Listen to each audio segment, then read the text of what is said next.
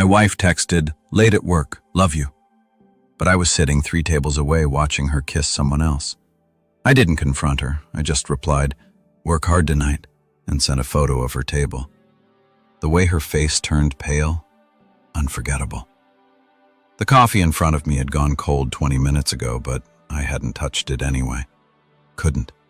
My hands were too busy gripping my phone like it was the only solid thing left in a world that had just tilted violently off its axis. The text had arrived at 6:47 p.m. "Hey babe, meeting running super late, going to be at least another 2 hours. Order dinner without me? Love you." I'd read it 3 times before I looked up, before I let my eyes drift across the dim interior of Marcello's. Past the exposed brick walls and the Edison bulbs dangling from their cords like little orbs of false warmth. Past the couples leaning into each other over pasta and wine. Past the waiter refilling water glasses with practiced efficiency until they landed on the corner booth 17 feet away from where I sat, on my wife, on Rebecca, on the woman who'd sent me that text 7 minutes ago, telling me she was stuck at work, when she was actually pressed into the burgundy leather of a restaurant booth, laughing at something the man across from her had just said. Laughing in that way she used to laugh with me, back when we were new, back when everything felt possible instead of provisional. The man wasn't anyone I recognized. Tall, from what I could tell, even with him sitting down, dark hair swept back in that deliberately casual way that takes 20 minutes in front of a mirror to achieve. Expensive watch, catching the light every time he reached across the table, which he was doing now, his hand covering hers, stroking across her knuckles in a gesture so intimate it made something crack inside my chest. I'd come to Morello's on impulse. My own meeting had ended early. Client had a family emergency. Emergency had to reschedule, and I'd found myself wandering downtown with an hour to kill before heading home. I'd thought about calling Rebecca, suggesting we meet for an early dinner, make an evening of it the way we used to before life got complicated and predictable, before we became 2 people who coexisted in the same house but rarely occupied the same moment. Then I'd walked past Morello's front window and seen her through the glass. For a split second I thought I was wrong, that it was someone who just looked like her, that my mind was playing tricks in the fading light. But then she'd turned her head, and there was no mistaking that profile. The slope of her nose that I'd traced with my fingertip 1,000 times. The way she tucked her hair behind her left ear when she was engaged in conversation. The silver bracelet I'd given her for our 5th anniversary, catching the light as she lifted her wine glass to her lips. I'd stood there on the sidewalk, people flowing around me like water around a stone, trying to make my brain process what my eyes were seeing, trying to construct some innocent explanation. A work colleague, a surprise party in the planning, a crisis with an old friend who needed support. But work colleagues don't hold hands like that. Party planners don't lean across tables until their faces are inches apart. And friends in crisis don't smile the way Rebecca was smiling, all soft edges and secret joy. "I'd watched her laugh at something," he said, watched her reach up and touch her collarbone the way she always did when she was nervous or excited. And something inside me had gone very quiet and very still. Not rage, not yet. That would come later. In that moment, there was only a strange, crystalline clarity, the kind you get when the world stops making the sound you thought it made and starts making a different sound entirely. I'd walked into the restaurant, requested a table. The hostess had started to lead me toward the main dining area, and I'd stopped her, pointed to a small table tucked in the corner near the bar, partially obscured by a decorative column. Perfect sightline to the corner booth. Perfect cover from anyone sitting in it. That one, I'd said, and my voice had sounded normal, perfectly normal. Like I was just a man choosing a table for dinner, not a man whose marriage was potentially disintegrating 17 feet away. That had been 30 minutes ago. 30 minutes of watching my wife on a date with another man. Watching her be the version of herself I rarely saw anymore. Animated, present, glowing. The version I'd fallen in love with 9 years ago when we were both young and broke, and convinced we'd build something beautiful together. We had built something. A house in the suburbs, two-car garage, joint bank account, a garden that Rebecca tended every spring, coaxing vegetables from the soil with the same patient attention she used to give our conversations. A life that looked from the outside exactly like the life we'd planned. But somewhere along the way, the substance had leaked out of it. We'd become performers in our own lives, hitting our marks, saying our lines, going through the motions of intimacy without the actual feeling. When did that happen? When had we stopped being us and started being two strangers who shared a mortgage? My phone buzzed in my hand, making me flinch. Another text from Rebecca. Sorry again. This merger is killing me, but you know how it is. Miss you. The merger, right? The big acquisition her firm had been working on for 6 months. The reason she'd been coming home late 3 nights a week. The reason for the weekend work sessions. The reason she'd seemed distracted, distant, her mind always somewhere else, even when her body was in the room with me. Except there was no merger. I knew because I'd been keeping track. Not suspiciously, not consciously, anyway.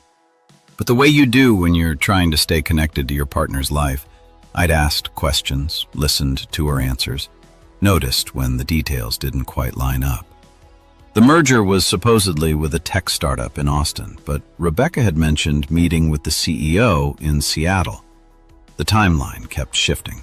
First, it was going to close in August, then September, then maybe not until next year. And tonight, when I'd actually paid attention instead of just nodding along, I'd realized she'd mentioned 3 different company names over the past month, all supposedly the same acquisition target.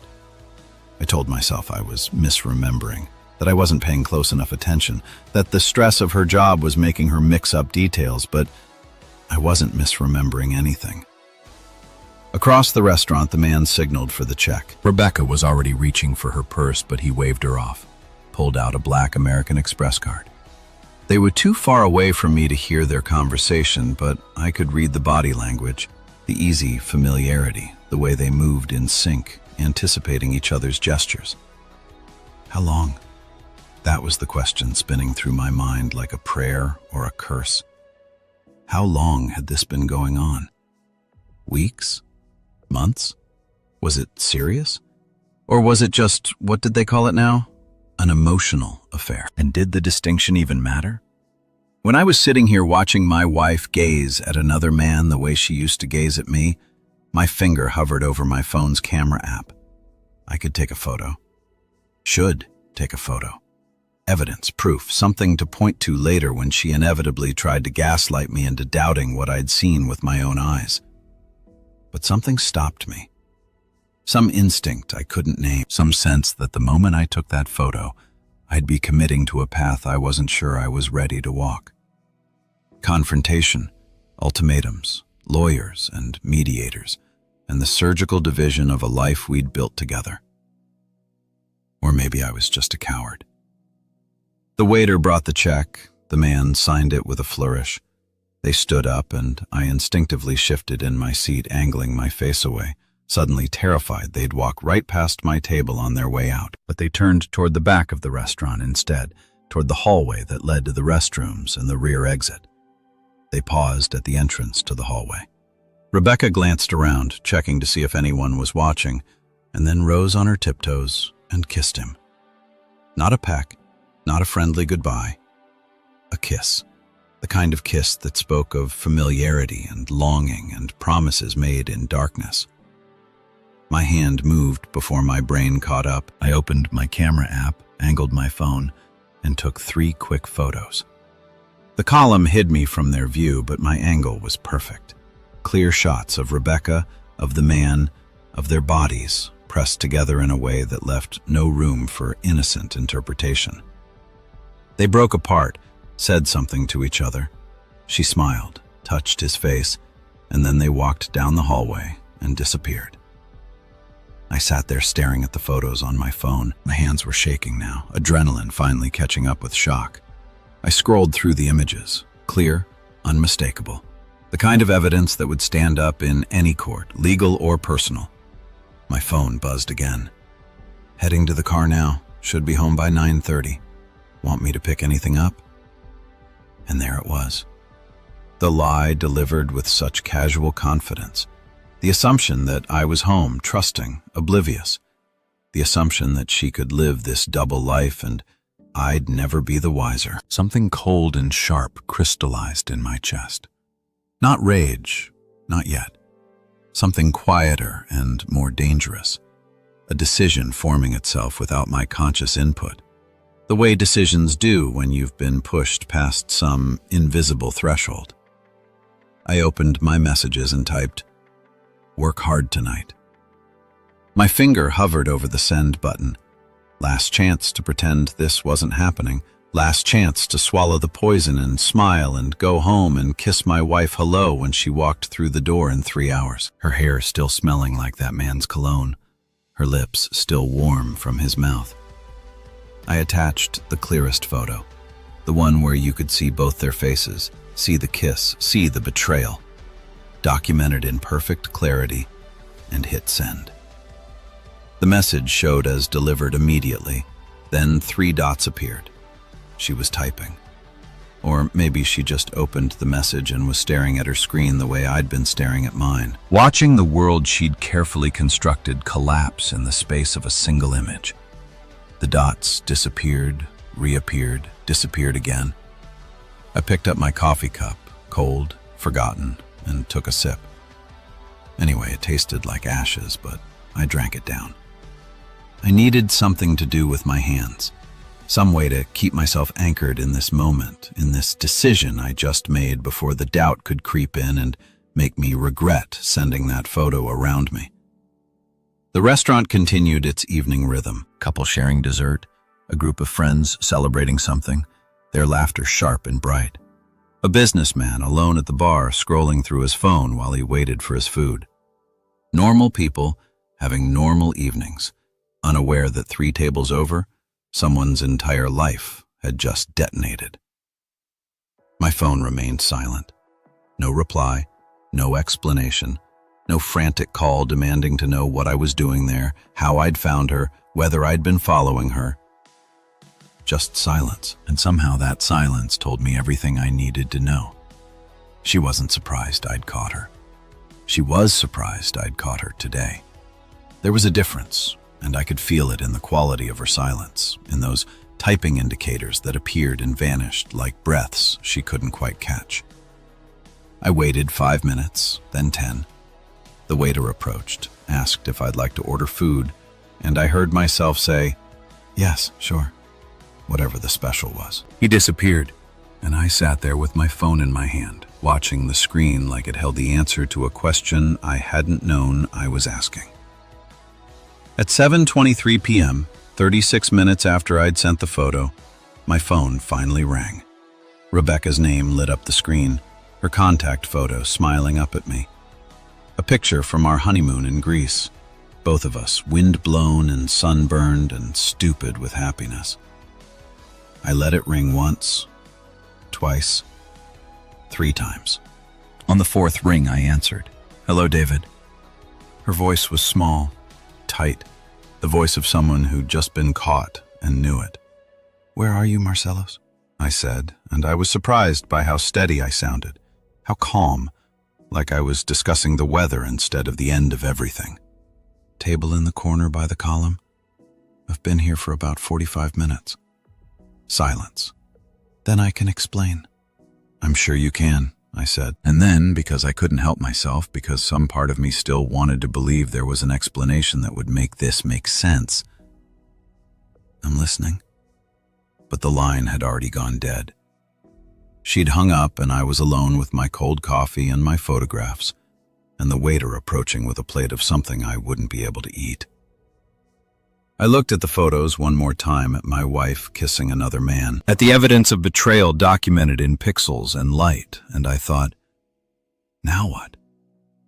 The answer, I realized, would determine everything that came next, whether this was the end or just a pause, whether I was the kind of man who fought for his marriage or the kind who knew when to walk away, whether Rebecca and I were a story worth saving or a cautionary tale about two people who'd stopped paying attention until it was too late. I didn't know yet, but I would. The waiter set down my plate risotto. It looked like with mushrooms and parmesan, and I stared at it without seeing it. Across the restaurant, the table where Rebecca had been sitting was already occupied by a new couple, young and laughing, leaning into each other, the way people do when they're still building their story, instead of watching it fall apart. I picked up my fork and I began to eat, because whatever came next, I would face it. But I would face it on my own terms, in my own time, with my eyes fully open and my evidence firmly in hand. The photograph had been sent. The truth had been revealed. Now we would see what my wife did with it. I didn't go home right away. The risotto sat in front of me, slowly congealing into something that resembled food, but had lost all connection to taste or nourishment. I pushed it around my plate for 20 minutes, creating patterns in the sauce, moving mushrooms from one side to the other like pieces on a chessboard. The waiter checked on me twice, his concern growing more visible each time. He approached and found my plate still full, my water glass untouched, my entire being focused on the phone lying face up on the table beside my fork. Rebecca didn't call back. At 8:15 p.m., a text arrived. "Please come home. We need to talk." I stared at it for a full minute before typing back. Not yet. 3 dots appeared immediately, disappeared, appeared again. Then when? "When I'm ready," I replied, and turned my phone face down on the table. The waiter brought the check. I paid in cash. Didn't want to wait for the card to process. Didn't want to spend one more minute in this restaurant that had become a crime scene in my memory. The scene of the murder of my marriage, or at least the place where I'd finally seen the body. Outside, the evening had turned cool. October in the city meant that peculiar twilight that smells like exhaust and roasting nuts from the street vendors and something else, something indefinable that might have been possibility or might have been decay. I walked without direction, letting my feet carry me down streets I half recognized, past storefronts and restaurants and bars where people were living their normal lives, unaware that somewhere among them, a man was trying to remember how to breathe. My phone buzzed every few minutes. Texts from Rebecca, each one more desperate than the last. "David, please. I know you're angry. Just let me explain. It's not what you think." That last one almost made me laugh. It's not what you think. The universal refrain of the caught cheater. As if there was some interpretation of a kiss between my wife and another man that I'd somehow missed. As if the photograph on my phone was subject to artistic interpretation rather than documentary evidence. I found myself in Morrison Park, a pocket of green in the middle of the financial district. During the day, it was full of office workers eating lunch on benches, mothers with strollers, old men playing chess at the concrete tables. Now, at 8:45 on a Tuesday evening, it was nearly empty. Just a few joggers doing their evening circuits, the homeless man asleep on a bench near the fountain, a teenage couple making out against a tree with the kind of intensity that suggested they didn't have anywhere else to go.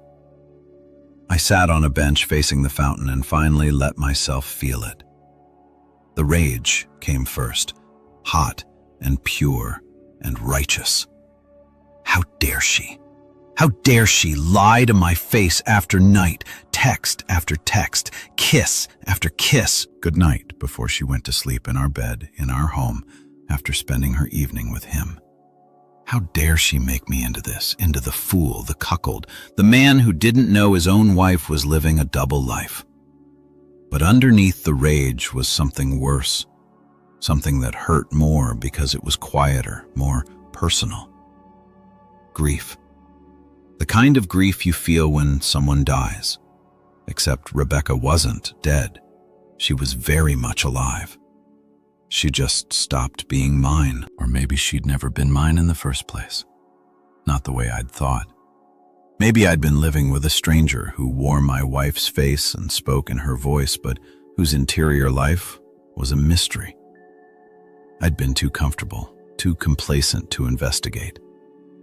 When had it started? That was the question that nodded at me. When had Rebecca stopped being the woman who'd stood across from me at our wedding, crying as she promised to love me for better or worse, and become the woman who could kiss another man and then text me casual lies about working late? I thought about the past 6 months, tried to identify the moment when things had shifted, but it was like trying to identify the exact moment when day becomes night. There's no clear line, just a gradual dimming until you look up and realize you've been sitting in darkness without noticing. The late nights at work had started in April or maybe March. Rebecca had gotten promoted Senior Vice President of Mergers and Acquisitions, and with it had come longer hours, bigger deals, more travel. I'd been proud of her, had told everyone at the family barbecue in May how well she was doing, how hard she'd worked to get where she was. My wife, the executive. My wife, the success story. My wife, the liar. Had it started then, in those early days of the promotion when she was meeting new people, traveling to new cities, staying in hotels where no one knew she was married, or had it been brewing longer, a slow dissatisfaction that had been building for years while I remained oblivious, content in my own career, my own life, assuming that our marriage was solid simply because it existed? I pulled out my phone and scrolled back through our text messages, months of them. Hundreds of mundane exchanges that now read like a script for a play neither of us believed in anymore. Don't forget to pick up milk. Running late. Save me some dinner. Love you. Have a good day. Can you grab my dry cleaning? When had we stopped actually talking? When had our marriage been reduced to logistics and household management? I scrolled back further looking for something real, something that felt like connection rather than coordination. January. I had to go all the way back to January to find a conversation that felt genuine. A late-night exchange about a movie we'd watched together. A real discussion about the themes, about what we thought, about ideas rather than grocery lists. 8 months ago. 8 months since we connected as anything other than roommates who occasionally had sex and shared a bank account. The realization hit me like cold water. This wasn't just Rebecca's fault. This was both of us slowly drifting apart, each of us going through our emotions, neither of us noticing that the space between us had grown into a chasm. She'd just been the one to find someone else to fill it. My phone rang. Rebecca again. I watched it vibrate in my hand, her smiling face lighting up the screen. That damned honeymoon photo mocking me with its innocence. And something shifted inside me. The rage was still there, the grief was still there, but alongside them now was something else. Curiosity, maybe? Or a kind of cold clinical need to understand. I answered, "David." Her voice was rough, like she'd been crying. Maybe she had. "Where are you? Morrison Park? Can I come there? Can we talk face to face?" No. The word came out harder than I'd intended. I softened my tone, not out of kindness, but out of a strange desire to stay in control, to not let this conversation descend into the kind of screaming match that would accomplish nothing. Not yet. But you can talk now. I'm listening. Silence. I could hear her breathing ragged and uneven. Then his name is Marcus. Marcus. So he had a name. Somehow that made it more real, more concrete. Not just the other man, but Marcus. A person with an identity, with a life that had intersected with mine in the worst possible way. "How long?" I asked. 3 months. Her voice was barely a whisper. "It started in July at a conference in Boston. We were both staying at the same hotel, ended up at the hotel bar after the sessions ended. We just started talking and then we couldn't stop. 3 months, 90 days of lies, 90 days of her coming home to me, kissing me hello, asking about my day, sleeping beside me, all while carrying on a relationship with someone else. 90 days of me being a fool. The late nights at work, I said it wasn't a question. Some of them were real, she said quickly, desperately. The weekend in Chicago last month, the client meeting that couldn't be rescheduled. A pause then, so quietly I almost didn't hear it. Yes. The weekend she'd come home with gifts, a tie for me, expensive silk from that boutique near Michigan Avenue that she knew I liked. She'd kissed me at the airport, had seemed so happy to see me, had initiated sex that night with an enthusiasm I'd attributed to her being happy about closing the deal. She'd been me, too. My stomach turned. I stood up from the bench, suddenly unable to sit still, started pacing along the fountain's edge, the sound of running water, a white noise against the roaring in my head. "Are you in love with him?" I asked. "I don't know." At least she was being honest now. Or maybe this was just another kind of lie, more sophisticated than the others. "I don't know what I feel. It's different than us. Exciting, new." "He makes me feel what? What does he make you feel that I don't?" "Seen." The word came out like a sob. "He makes me feel seen, like I'm interesting, like my thoughts matter, like I'm more than just someone who picks up dry cleaning and remembers to pay the mortgage." The accusation, in her words, stung because there was truth in it. When was the last time I'd asked Rebecca about her actual thoughts on something? Her opinions, her dreams, her fears? We'd become so efficient at managing our life together that we'd forgotten to actually live it. "You could have talked to me," I said. And even as I said it, I knew how hollow it sounded. "You could have told me you were unhappy, that you needed more, that we needed to fix things. Would you have listened?" Her voice was sharper now, anger creeping in beneath the guilt. "When's the last time we had a real conversation, David? When's the last time you asked me anything deeper than what I wanted for dinner? When's the last time you asked me?" I shot back. "This isn't just on me, Rebecca. We both let this happen. We both stopped trying. But I'm not the one who decided to deal with it by someone else." Silence, long and heavy and full of all the things we weren't saying. "Do you love him?" I asked again, needing to know, needing to understand if this was just an affair or if I'd already lost her completely. "I don't know," she said again. "Maybe. Or maybe I just love the way he makes me feel. The excitement, the attention, the feeling that I'm special instead of just familiar." Familiar. That's what I'd become to her. Not beloved, not cherished. Familiar. Like an old chair or a comfortable pair of shoes. Something you keep around because it's convenient, not because it brings you joy. "Are you going to keep seeing him?" I asked. The pause before she answered told me everything. "I don't know." Jesus, Rebecca. I laughed, but there was no humor in it. "You don't know much, do you?" "I don't know what I want." The words burst out of her, raw and real. "I don't know if I want to fix our marriage or if it's too broken. I don't know if what I have with Marcus is real or if it's just an escape. I don't know if you and I can ever be what we were. I don't know anything right now except that I hurt you, and I'm sorry, and I don't know how to make any of this right." Her honesty was almost worse than her lies had been.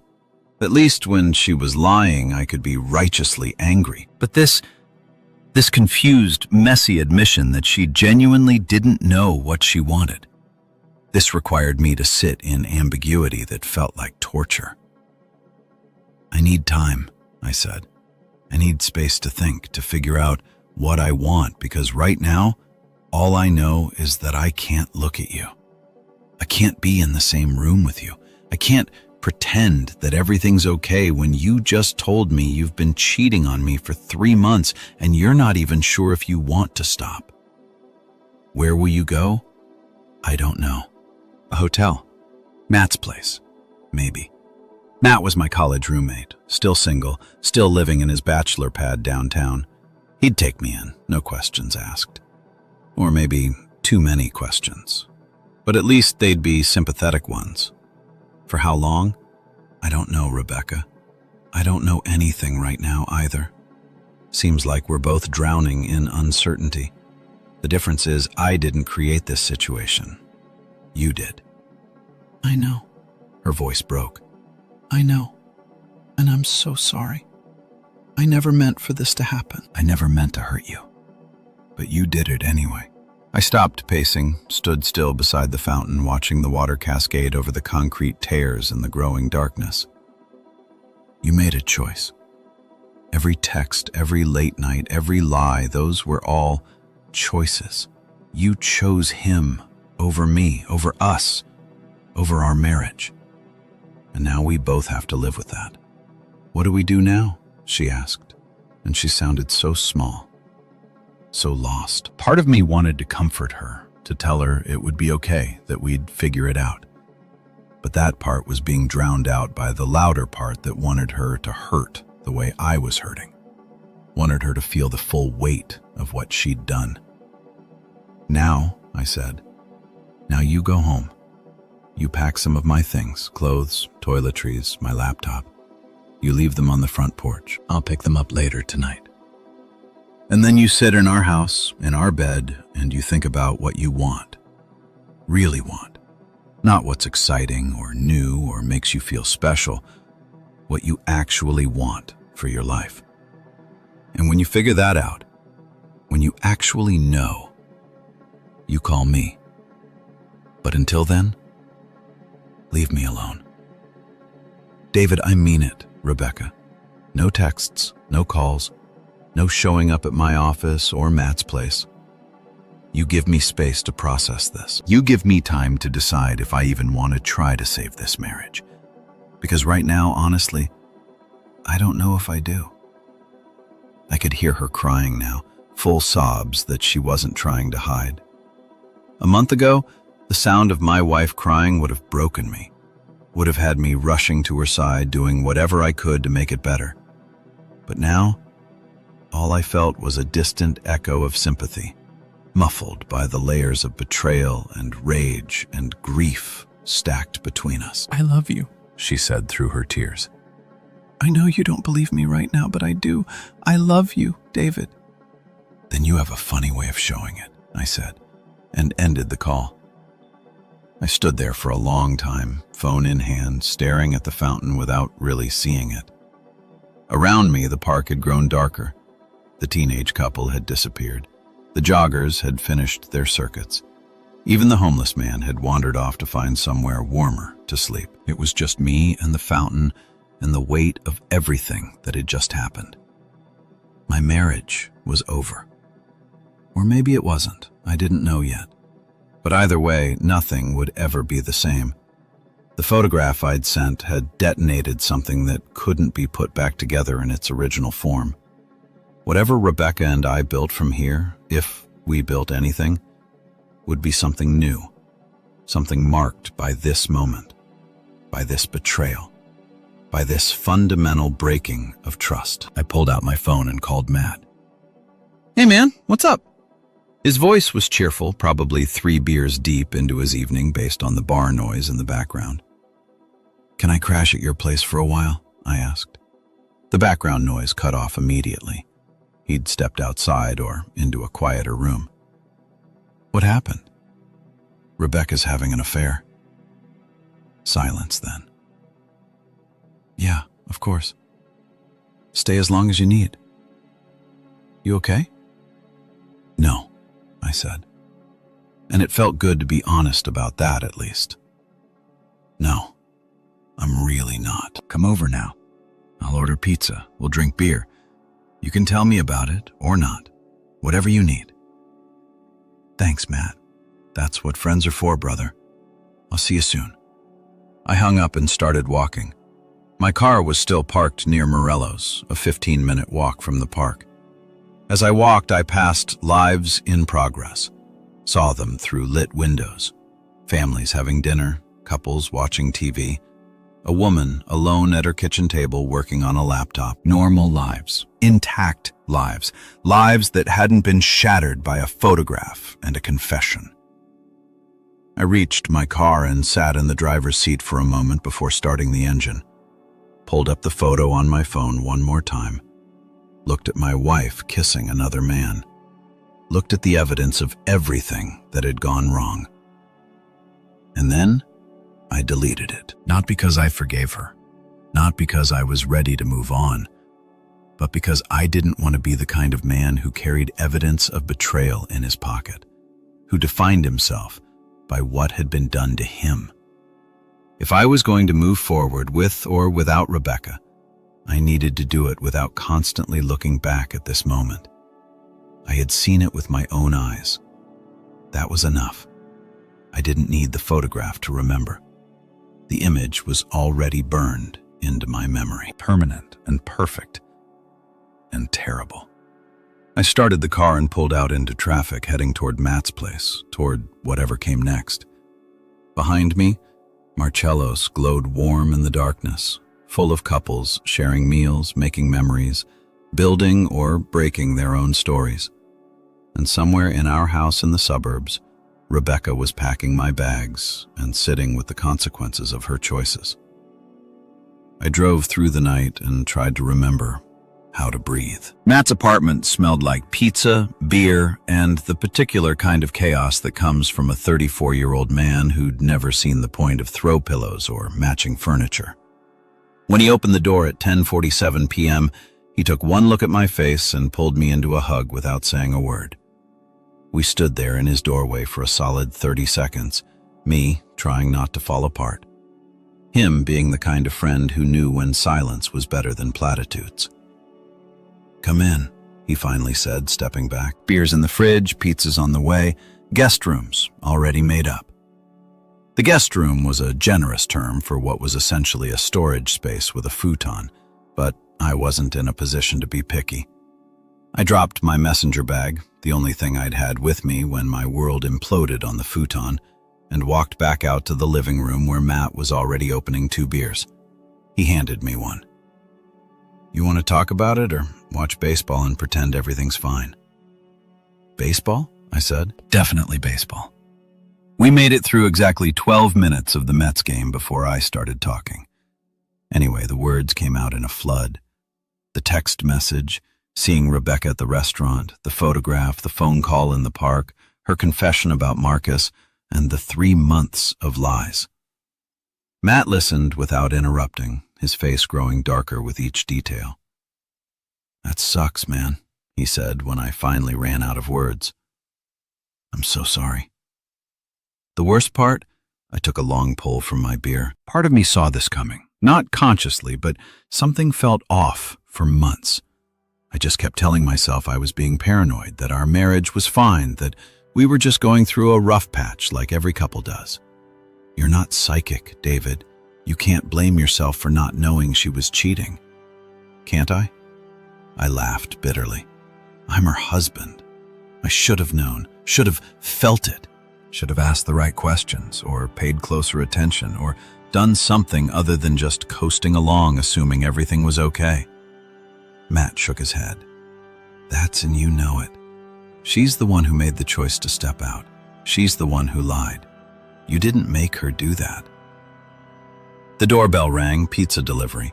Matt grabbed it and came back with a large pepperoni and a box of wings. We ate in silence for a while, the game playing in the background, both of us pretending to care about the score. "What are you going to do?" Matt asked eventually. "I don't know." I'd said those words so many times tonight they were starting to lose meaning.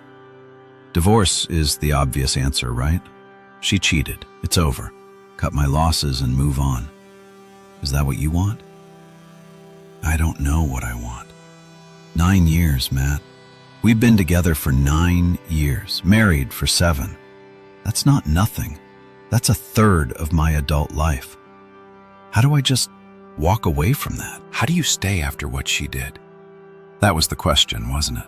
The question that had been circling in my mind since I'd watched her kiss Marcus in that hallway.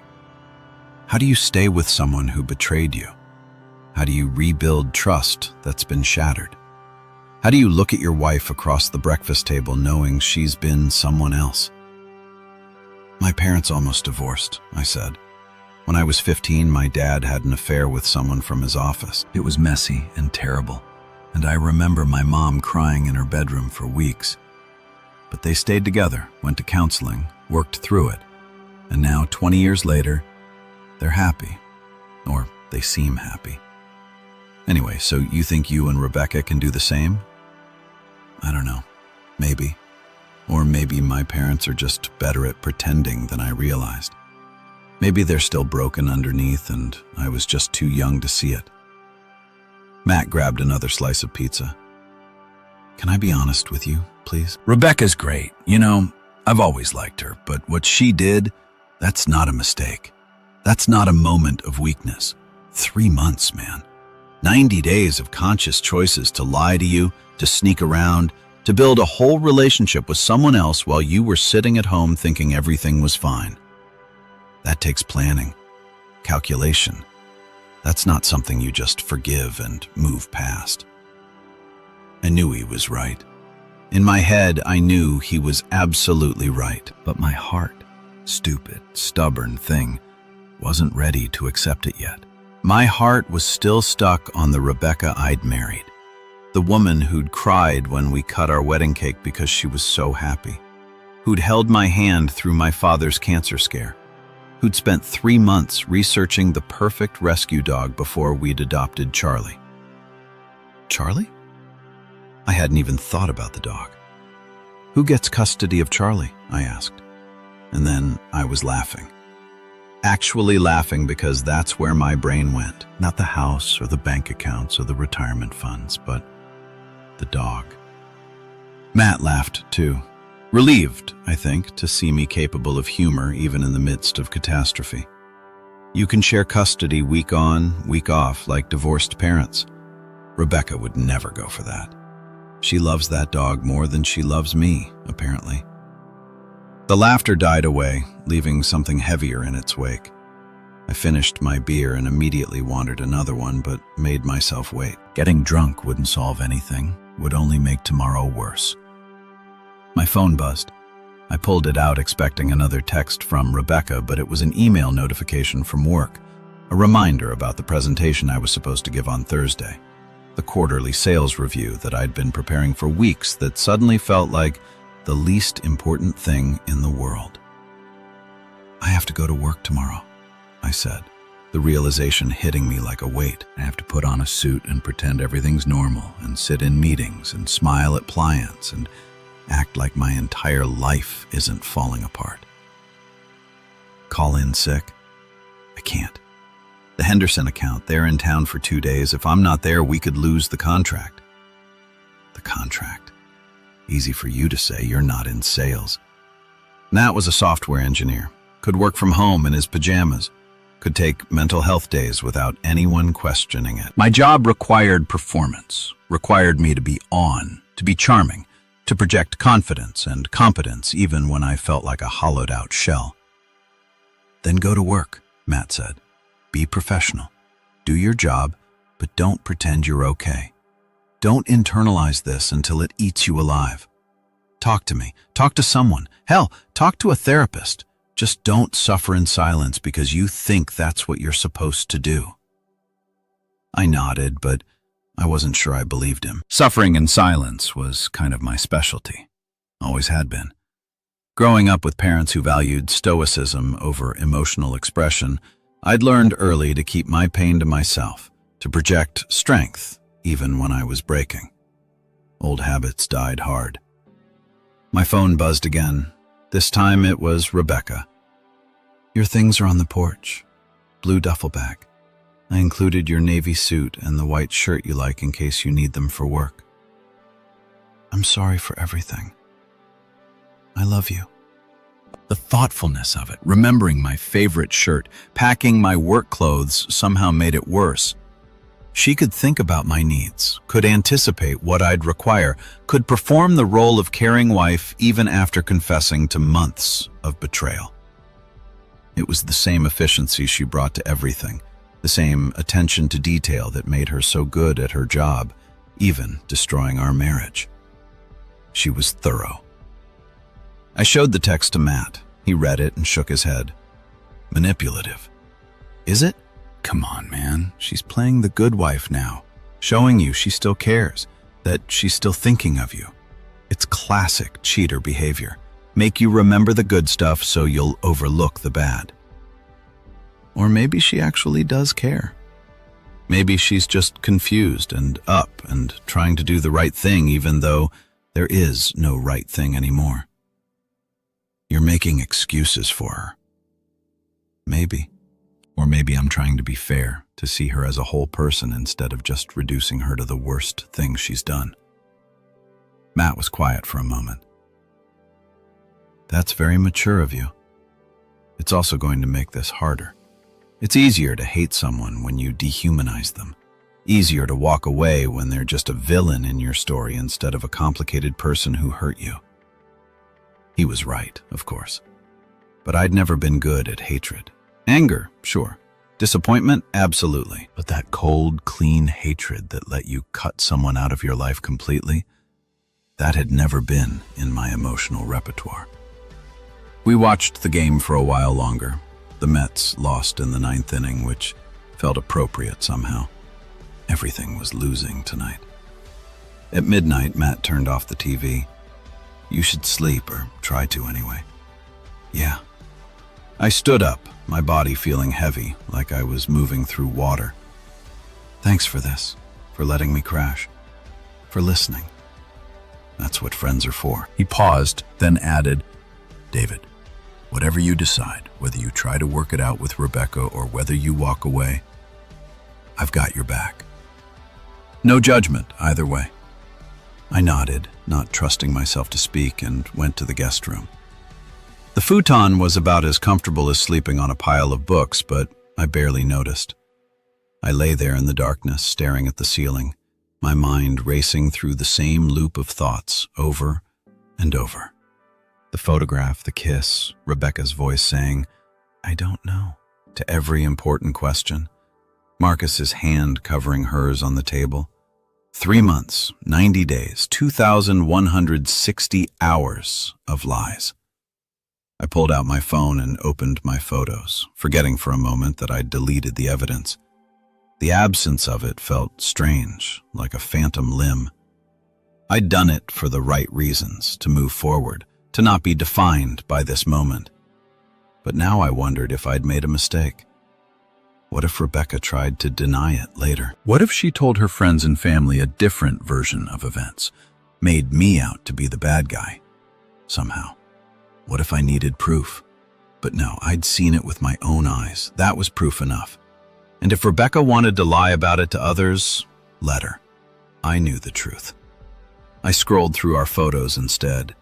Years of memories documented in pixels.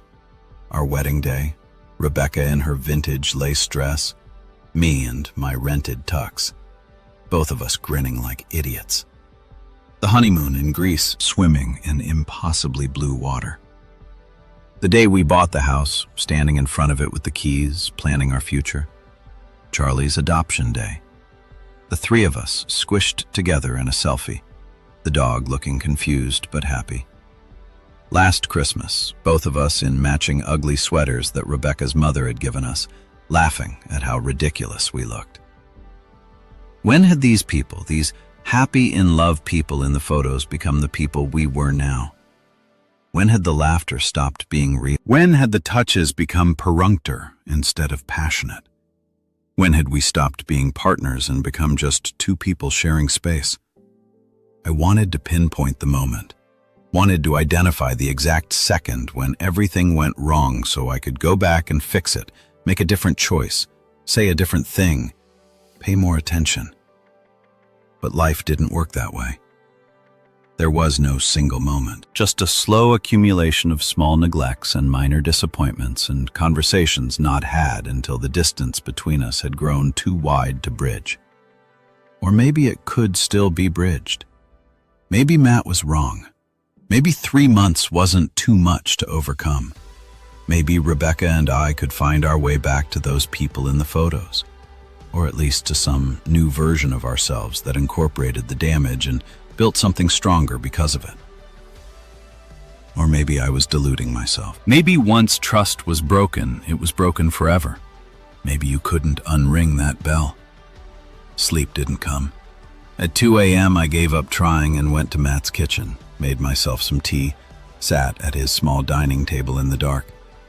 Outside, the city hummed with its perpetual motion, cars on the streets below, sirens in the distance, the occasional shout from someone walking home from the bars. Life continuing, indifferent to my pain. I thought about Rebecca in our house. Was she sleeping, crying, texting Marcus about what had happened? The thought of her turning to him for comfort about me finding out about them was almost funny in its absurdity. Almost. My phone sat on the table in front of me, silent for once. No messages, no calls. Rebecca was respecting my request for space. At least small mercies. I opened my email instead, needing something to focus on besides my imploding marriage. The Henderson presentation materials were all there, ready to go. I'd spent weeks on this pitch, had done my research, knew the account inside and out, could probably give the presentation in my sleep. I wondered if I'd be able to pull it off tomorrow, if I'd be able to stand in front of clients and project confidence and competence when, inside, I was shattered. But I'd have to, because bills didn't stop coming just because your wife was cheating. Mortgages didn't pause for emotional crisis. Life kept moving whether you were ready or not. I reviewed the presentation materials until 4 a.m., until my eyes burned and my brain felt like mush. Then I went back to the futon and finally, mercifully, fell into something resembling sleep. I dreamed of photographs, hundreds of them, thousands, all showing the same scene from slightly different angles. Rebecca and Marcus frozen in that moment of betrayal. The kiss that had detonated my life. In the dream, I was taking the photos, one after another, my camera clicking endlessly, documenting everything. But no matter how many photos I took, I couldn't capture the whole truth. Something essential kept slipping away, hiding in the shadows between exposures. I woke at 6:30 to my phone alarm, feeling like I'd been hit by a truck. My mouth tasted like ashes. My head throbbed. My eyes felt like they'd been rubbed with sandpaper. I looked at my reflection in Matt's bathroom mirror and barely recognized the man staring back at me. Hollow-eyed, haggard, marked by grief in ways that seemed visible on my skin. But I had a job to do, a presentation to give, a professional face to put on. I texted Matt, left early to get my stuff from the house. Thanks again for everything. Then I drove across town as the sun was rising, painting the sky in shades of orange and pink that seemed too beautiful for the way I felt. The world had no right to be this lovely when my life was falling apart. I pulled up in front of our house at 7:15. Rebecca's car was in the driveway. She'd be awake. She always woke at 6 a.m. like clockwork, probably in the kitchen right now making her green smoothie, reading the news on her tablet.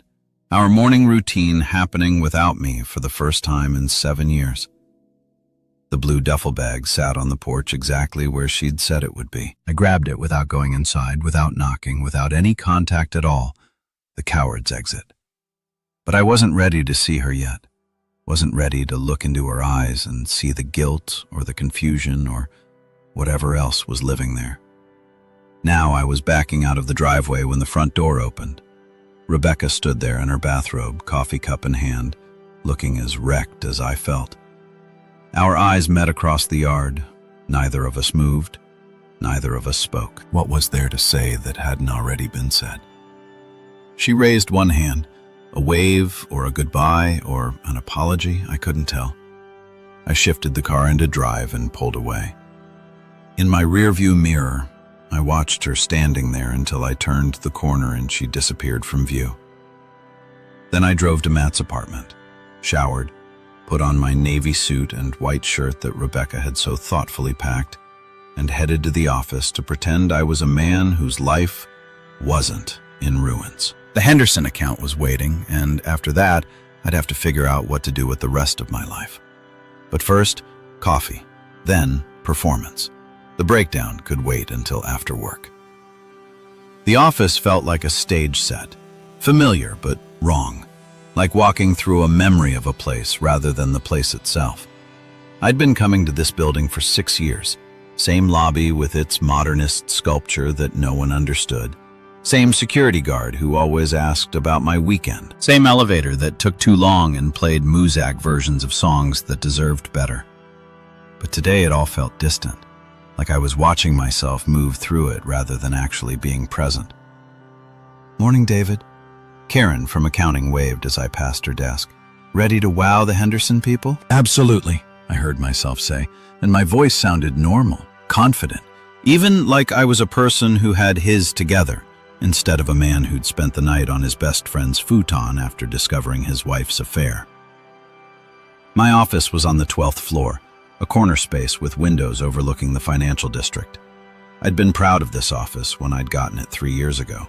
Proof that I'd made it, that all the late nights and client dinners and weekend work had paid off. Now it just felt like a box, a place to perform the role of successful account executive while my real life collapsed elsewhere. I had 2 hours before the Henderson meeting. I spent them reviewing my presentation materials for the 100th time. Not because I needed to, but because I needed something to do with my hands, my mind, my attention. Anything to keep from thinking about Rebecca, about Marcus, about the fact that I'd woken up in someone else's apartment this morning because I couldn't bear to sleep in my own bed. My phone buzzed. A text from Rebecca. "Hope your meeting goes well. I know you'll be great." I stared at it for a long moment. The casual intimacy of it. Her knowing about my important meetings, wishing me well, supporting my career the way she always had, as if nothing had changed, as if we were still partners instead of two people whose marriage had detonated 2 nights ago. I didn't respond. Couldn't. What was I supposed to say? Thanks for cheating on me, but also thanks for the moral support. The cognitive dissonance was too much. At 9:45, I gathered my materials and headed to the conference room. The Henderson team was already there. Greg Henderson himself, CEO of a mid-sized tech company looking to expand their sales infrastructure, along with his CFO and VP of operations. 3 people whose decision in the next hour would determine whether my company got $1 million contract or went home empty-handed. David. Greg stood up, hand extended. "Good to see you again, Greg. Thanks for making the trip." I shook his hand, made eye contact, smiled. The performance had begun. "I think you're going to be excited about what we've put together for you." And I was off. 45 minutes of presentation of slides and data and carefully crafted arguments about why our firm was the perfect fit for their needs. I talked about market penetration strategies and customer acquisition costs and retention metrics. I answered their questions, anticipated their concerns, pivoted when needed. I was smooth, confident, the version of myself that I'd cultivated over years of client meetings and pitches. Not once did my voice waver. Not once did I let them see that inside I was screaming. "This is impressive work," Greg said when I'd finished. "Really impressive. You've clearly done your homework on our company. We believe in understanding our clients' needs before we propose solutions," I said. And it was something I'd said 100 times before, but today it felt like I was reading from a script. We're not interested in one-size-fits-all approaches. We want to build something specifically tailored to Henderson Tech. They asked more questions. I answered them all. We talked timelines and deliverables and pricing structures.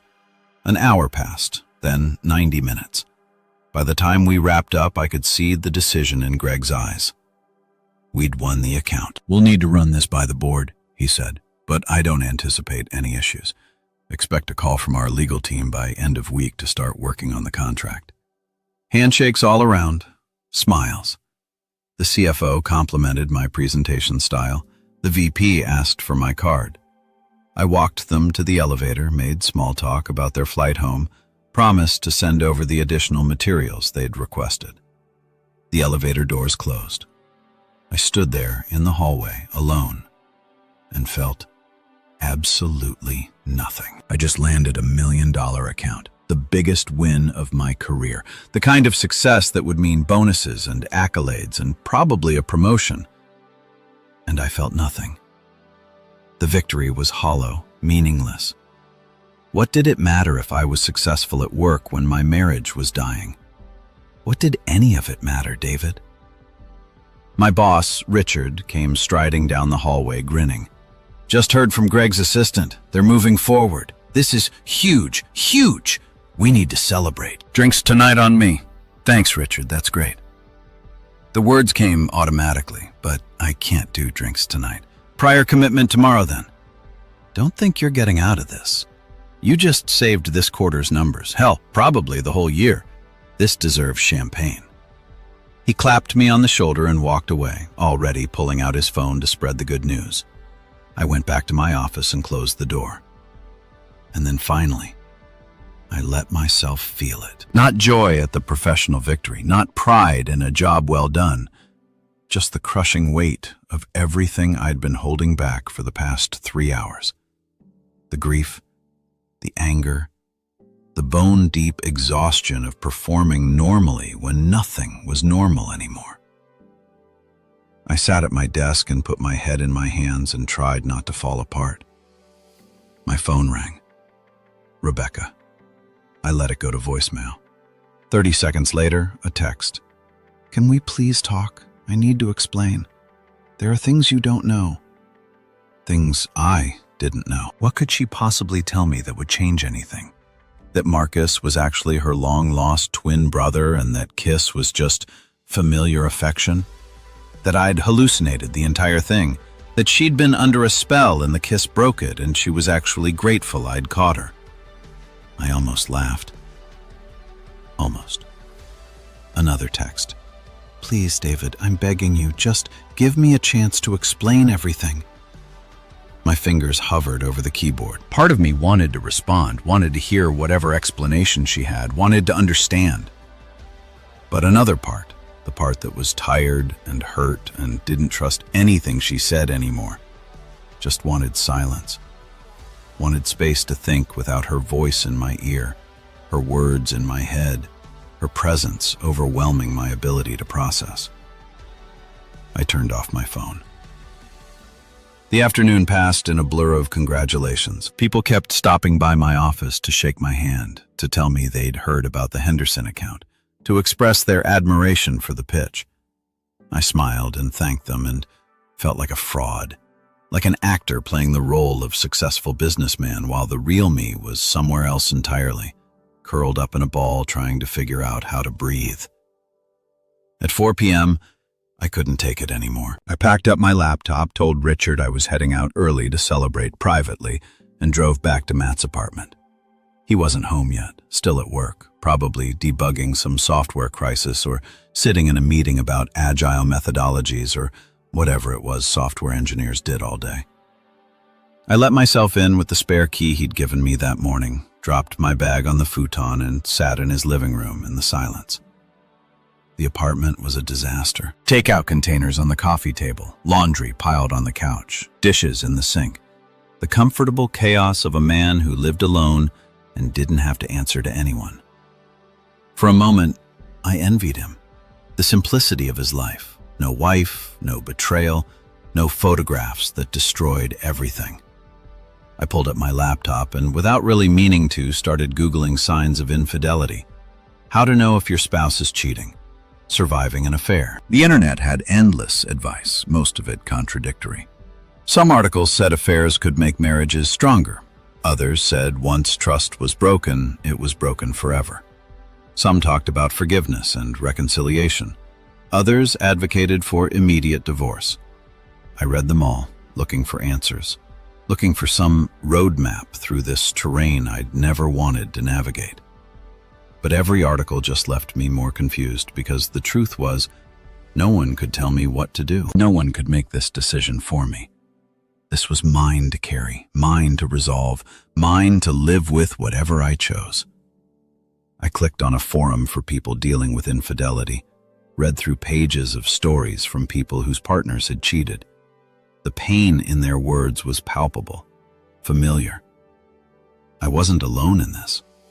Thousands of people, millions probably, had walked this path before me, had felt this same crushing betrayal, had asked themselves these same impossible questions. Some of them had stayed, worked through it, built something new from the wreckage.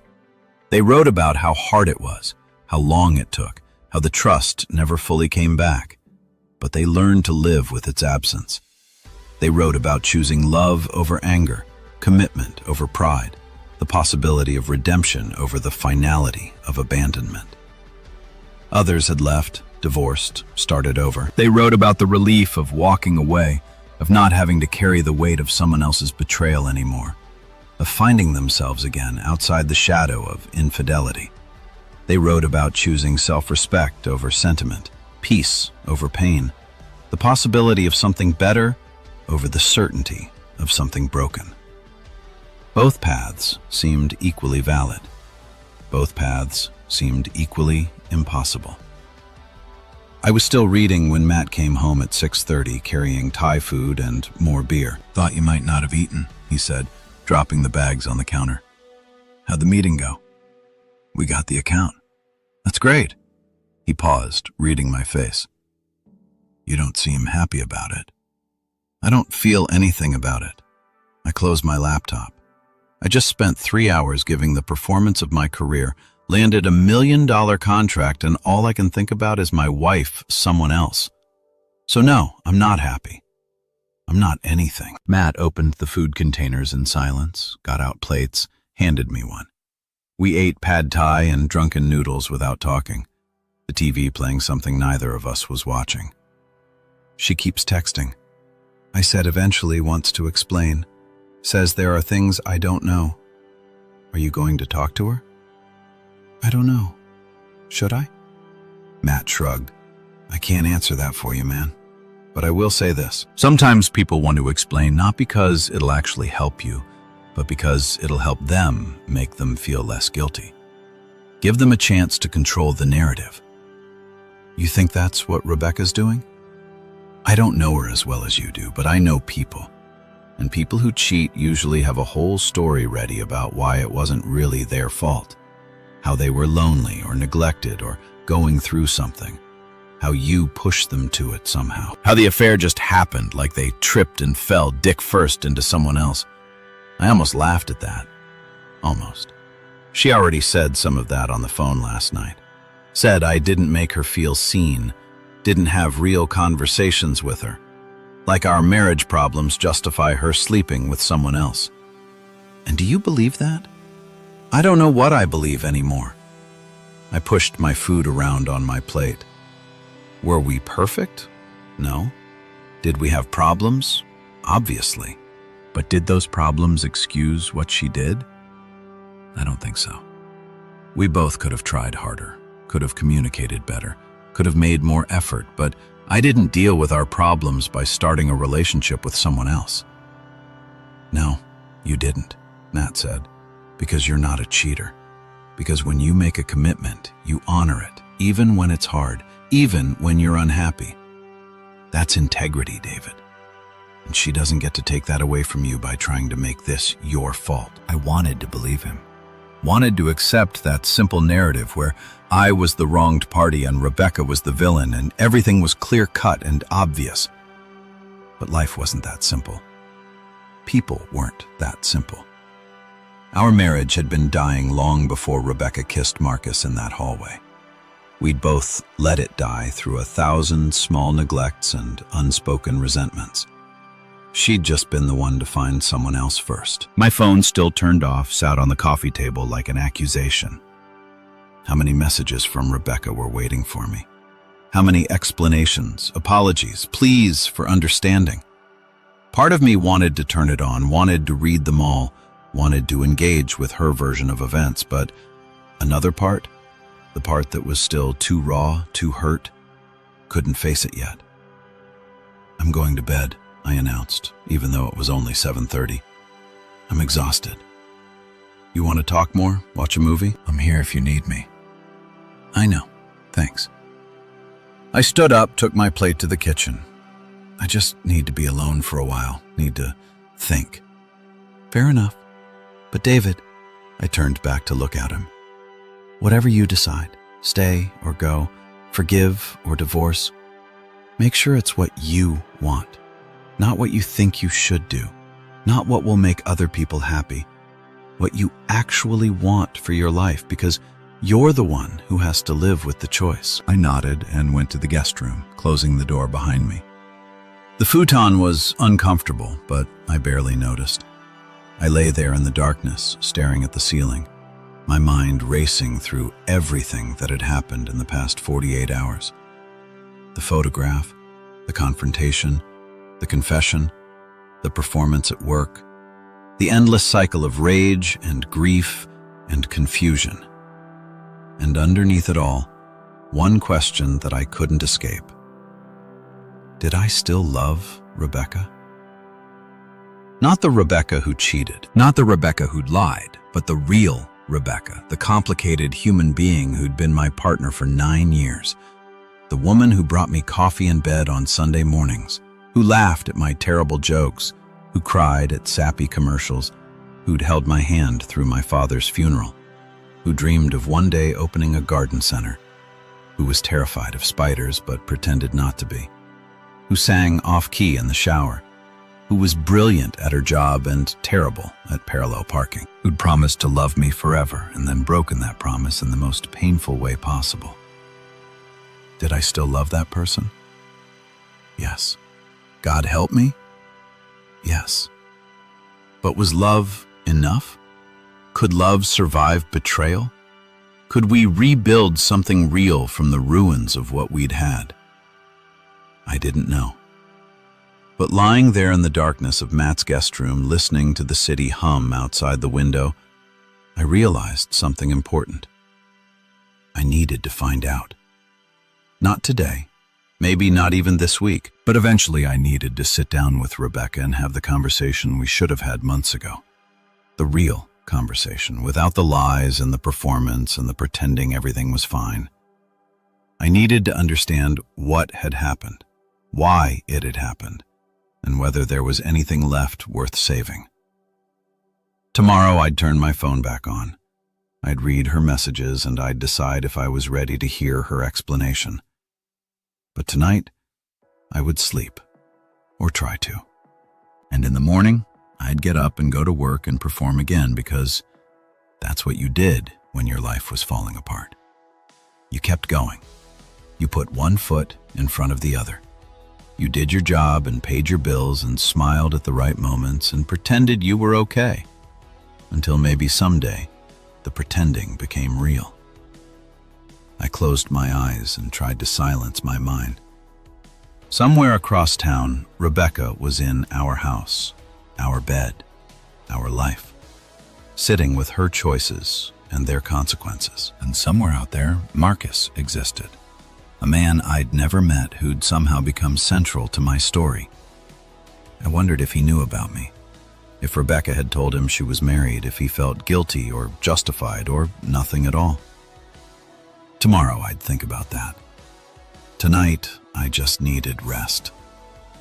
The darkness eventually took me, pulling me down into dreams I wouldn't remember but would wake from feeling more exhausted than when I'd closed my eyes. I turned my phone on at 6:47 a.m., exactly 48 hours after Rebecca's first lie by text. The screen came alive with notifications, a cascade of messages, missed calls, voicemails that had accumulated in the digital silence like snow piling up outside a closed door. 23 texts from Rebecca, 14 missed calls, 6 voicemails. Each one a small monument to her desperation, her need to explain, her inability to sit in the silence I demanded. I made coffee first. Matt was still asleep, his bedroom door closed, soft snoring audible through the thin walls. I sat at his kitchen table with my phone and a mug of black coffee that tasted like burnt regret and started reading. The texts began apologetic. "I'm so sorry. Please, let me explain." Became pleading. "David, please. I know you're angry, but we need to talk. I can't lose you." Turned desperate. "Please just tell me you're okay. I'm worried about you." And finally, in the early hours of this morning, I understand you need space. I'll stop texting. But when you're ready, I'm here. I love you. That was never a lie. I read them all twice, looking for something. Remorse, understanding, accountability. They were there in varying degrees, mixed with self-justification and attempts to minimize what she'd done. The classic cheater's cocktail of contrition and excusum. The voicemails were harder. Hearing her voice raw, crying, broken, triggered something primal in me. The urge to comfort her, to fix her pain, even when she was the source of mine. I listened to all 6, my coffee going cold in my hand. In the first one, recorded at 11 p.m. Tuesday night, she was sobbing. "David, please come home. Please let me explain. It's not what you think. I know how it looks, but there's more to it. There's so much more, please." The second, from 1 a.m. Wednesday. "I can't sleep. I keep seeing your face when you sent that photo.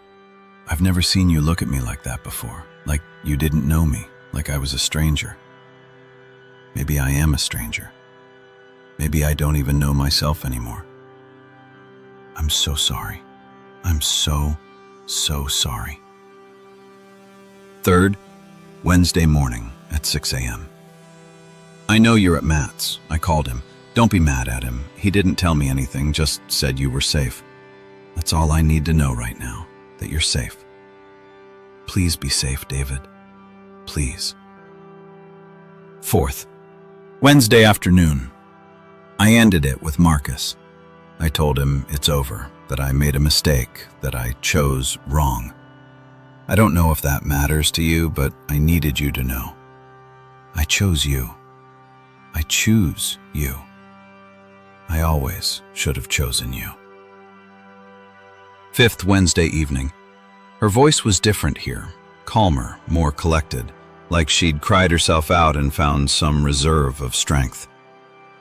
"I'm not going to keep calling. I know I need to give you space, but I need you to understand something. This wasn't about you not being enough. This was about me being broken, about me running from problems instead of facing them, about me being a coward who hurt the person she loves most because she was too scared to be honest. You deserved better. You deserve better. And if you decide you can't forgive me, I'll understand. But I need you to know that I love you. I have always loved you. Even when I was making choices that betrayed that love, even when I was lying to you, even now, sitting in this house that feels empty without you. I love you." The 6th voicemail was from this morning, 5:00 a.m. "Happy Thursday. You have that follow-up meeting with Henderson today. I know you'll crush it. You always do. I'm proud of you. I know I don't have the right to say that anymore, but I am. I'm proud of the man you are, the man I married, the man I failed. I'm proud of you, even though I don't deserve to be. Good luck today." I sat there with a phone pressed to my ear long after her voice had faded, listening to the silence that followed her words. She'd ended it with, "Marcus had chosen me," she said. But was that a choice born from genuine realization or just damage control? Had she ended it because she wanted to or because she'd been caught? And did it even matter? Matt emerged from his bedroom at 7:30, hair standing up in every direction, wearing pajama pants and a t-shirt that said, "There's no place like 1.27.0.0.1. "You're up early," he said, heading for the coffee pot. "Couldn't sleep." He poured himself coffee and sat across from me, looked at my phone, then at my face. "You turned it back on." "Yeah." And she ended it with Marcus. Says she chose me. Matt's expression was skeptical. Of course she did. She got caught. Maybe. I rubbed my eyes, feeling the grit of sleeplessness. Or maybe she realized what she was throwing away. That with moderators, with moderators, with moderators, with moderators, with moderators, with moderators, with moderators. Maybe as one person with moderators and happening. Maybe with moderators with matter. Maybe the shock of being caught made her see clearly for the first time in months. You're giving her a lot of credit. Maybe she deserves some credit. I don't know. I don't know anything anymore except that I can't keep avoiding her forever. We need to talk. Really talk, face to face. You ready for that? No. But I don't think I'll ever be ready. So maybe I just have to do it anyway. Matt nodded slowly. Want me to come with you? Stay in the car or something? Moral support? No, this is something I need to do alone. I picked up my phone, typed out a message before I could second-guess myself. Tonight, 7:00 p.m., the house. We'll talk then. Her response came within 30 seconds. Thank you. I'll be here. Thank you for giving me a chance to explain. I had 9 hours until I had to face her. 9 hours to prepare myself for whatever she was going to tell me. 9 hours to decide what I wanted, what I was willing to forgive, what my boundaries were. 9 hours to figure out who I wanted to be. In this story, the man who walked away or the man who stayed and fought for his marriage. The day at work passed in a blur. More congratulations on the Henderson account, a meeting with Richard to discuss next steps, emails and phone calls, and the ordinary business of ordinary life continuing, despite the fact that nothing felt ordinary anymore. At lunch, I sat in my car in the parking garage and called my father. David. His voice was warm, surprised. We talked maybe once a month, had a relationship that was loving but not particularly close. The legacy of a childhood where emotions were acknowledged but rarely discussed in depth. What's going on? Everything okay? Not really, Dad. I need to ask you something. Shoot. When Mom had her affair, when you found out, what made you decide to stay silent on the other end of the line long enough that I wondered if the call had dropped? Then that's a hell of a question to drop on a Thursday afternoon. You want to tell me what's going on? Rebecca's having an affair. Had an affair. She says it's over now. We're supposed to talk tonight. More silence, then a long exhale. Jesus. David, I'm sorry. I'm sorry. I need to know how you did it, how you forgave Mom, how you moved past it. Who says I moved past it? The words hung there between us, heavy with implication. You're still together, I said. You seem happy. We are together and we are happy most of the time, but moved past it? No, you don't move past something like that. You learn to live with it. You learn to build something new on top of the ruins. But the ruins are always there underneath. You just stop looking at them every day. That doesn't sound like much of a sales pitch for staying. He laughed, but there was no humor in it. I'm not trying to sell you anything. You asked me how I did it, and I'm telling you the truth. The ugly truth. I stayed because I loved your mother. Because we had you and your sister. Because I believed marriage was a commitment that you honored even when it was hard. Because I thought breaking up our family would hurt more than staying and trying to rebuild. Do you regret it? Some days his honesty was startling. Some days I look at her and still see her with him, still feel that moment when I found out that gut punch of betrayal. Some days I wonder who I'd be if I'd walked away, if I'd be happier, freer. But most days, I'm glad I stayed. Glad we worked through it. Glad I didn't let one terrible choice define everything we'd built together. How long did it take before you trusted her again? Years. 5, maybe, before I could let her go on a business trip without wondering. Before I stopped checking her phone, before I could believe her when she said she was working late. Trust is like glass, son. Once it's shattered, you can glue the pieces back together, but you'll always see the cracks. You'll always know it's been broken. I sat with that image. Glass glued back together, functional but fractured. Was that enough? Could I live with that? What made you decide to stay? I asked. In that first moment, when you found out, what tipped the scales? Honestly, terror. Another harsh laugh. I was terrified of losing her. terrified of being alone, terrified of what divorce would do to you kids, terrified that I'd never find anyone else, that I'd end up some bitter divorced guy eating TV dinners and dying alone. So I stayed out of fear. Not the noblest reason, but it's the truth. And later? What made you stay later? Once the fear faded, I never stopped loving her. That's the thing about betrayal. It doesn't automatically kill love. Would have been easier if it did. But love and trust aren't the same thing. I could distrust her and still love her. Could be angry with her and still want her. Could see her with clear eyes, see her flaws and her failures and her capacity for selfishness and still choose her. Not because she deserved it, but because I wanted to. I don't know if I want to. I admitted that's the problem. I don't know what I want. Then don't decide tonight. Don't let her pressure you into forgiving her before you're ready. Take all the time you need, months if necessary. This is your life, your choice. Don't let anyone, not Rebecca, not me, not anyone, tell you what you should do. Thanks, Dad. Call me after you talk to her. Let me know you're okay.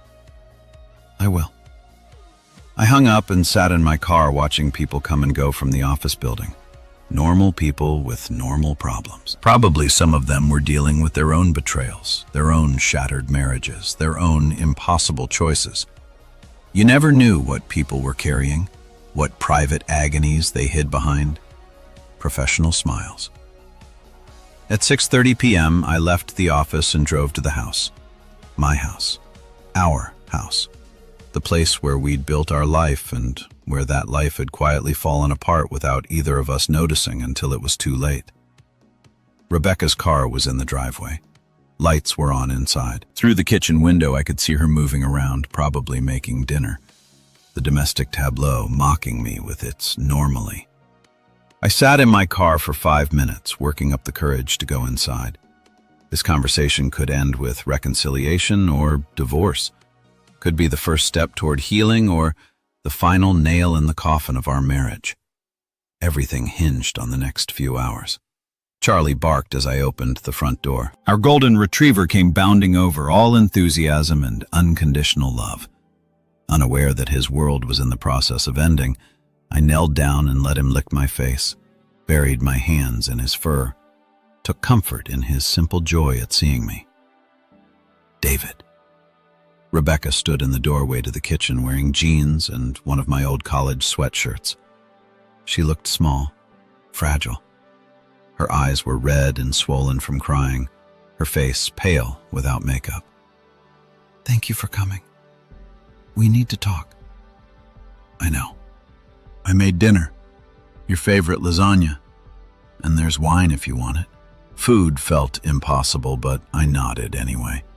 Followed her into the kitchen where the table was set for two. She'd used the good dishes, the ones we saved for company. Lit candles, made an effort.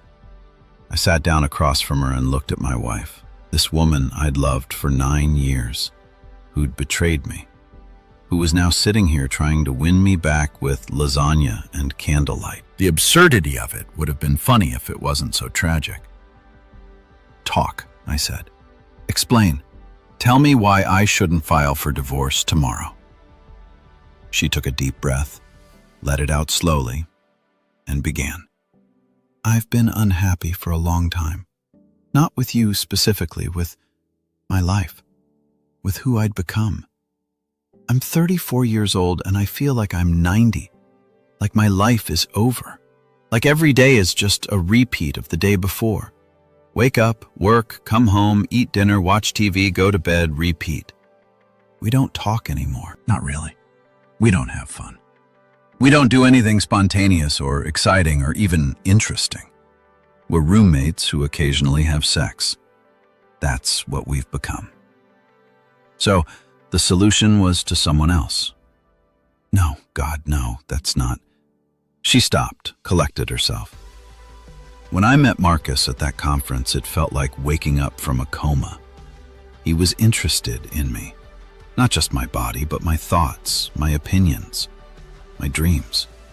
He asked me questions, real questions about what I wanted from life. what scared me, what excited me. Things you stopped asking. Years ago, I stopped asking because you stopped answering. My voice was hard. Every time I'd try to have a deep conversation, you'd deflect or say you were too tired or change the subject. So I stopped trying. You're right. She nodded, tears starting to fall. You're absolutely right. This isn't just my fault. We both let this happen. We both stopped fighting for us, but I'm the one who made it worse. I'm the one who turned to someone else instead of turning to you. Why didn't you just tell me you were unhappy? Why didn't you suggest counseling or a vacation or anything other than starting a relationship behind my back? Because I was scared. She was crying openly now, making no effort to stop the tears. Scared that if I told you how unhappy I was, you'd leave me.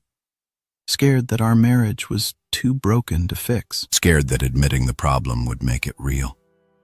So I pretended everything was fine and looked for happiness elsewhere. And I know that makes me a coward. I know that makes me the villain in this story. But I need you to understand that I never stopped loving you. Not for 1 second. How can you say you love me while you're kissing another man? Because love isn't simple. She reached across the table but didn't touch me, her hand hovering in the space between us. I can love you and still make terrible choices. I can love you and still be selfish. I can love you and still hurt you. That's what makes this so awful. The fact that I did this to someone I love.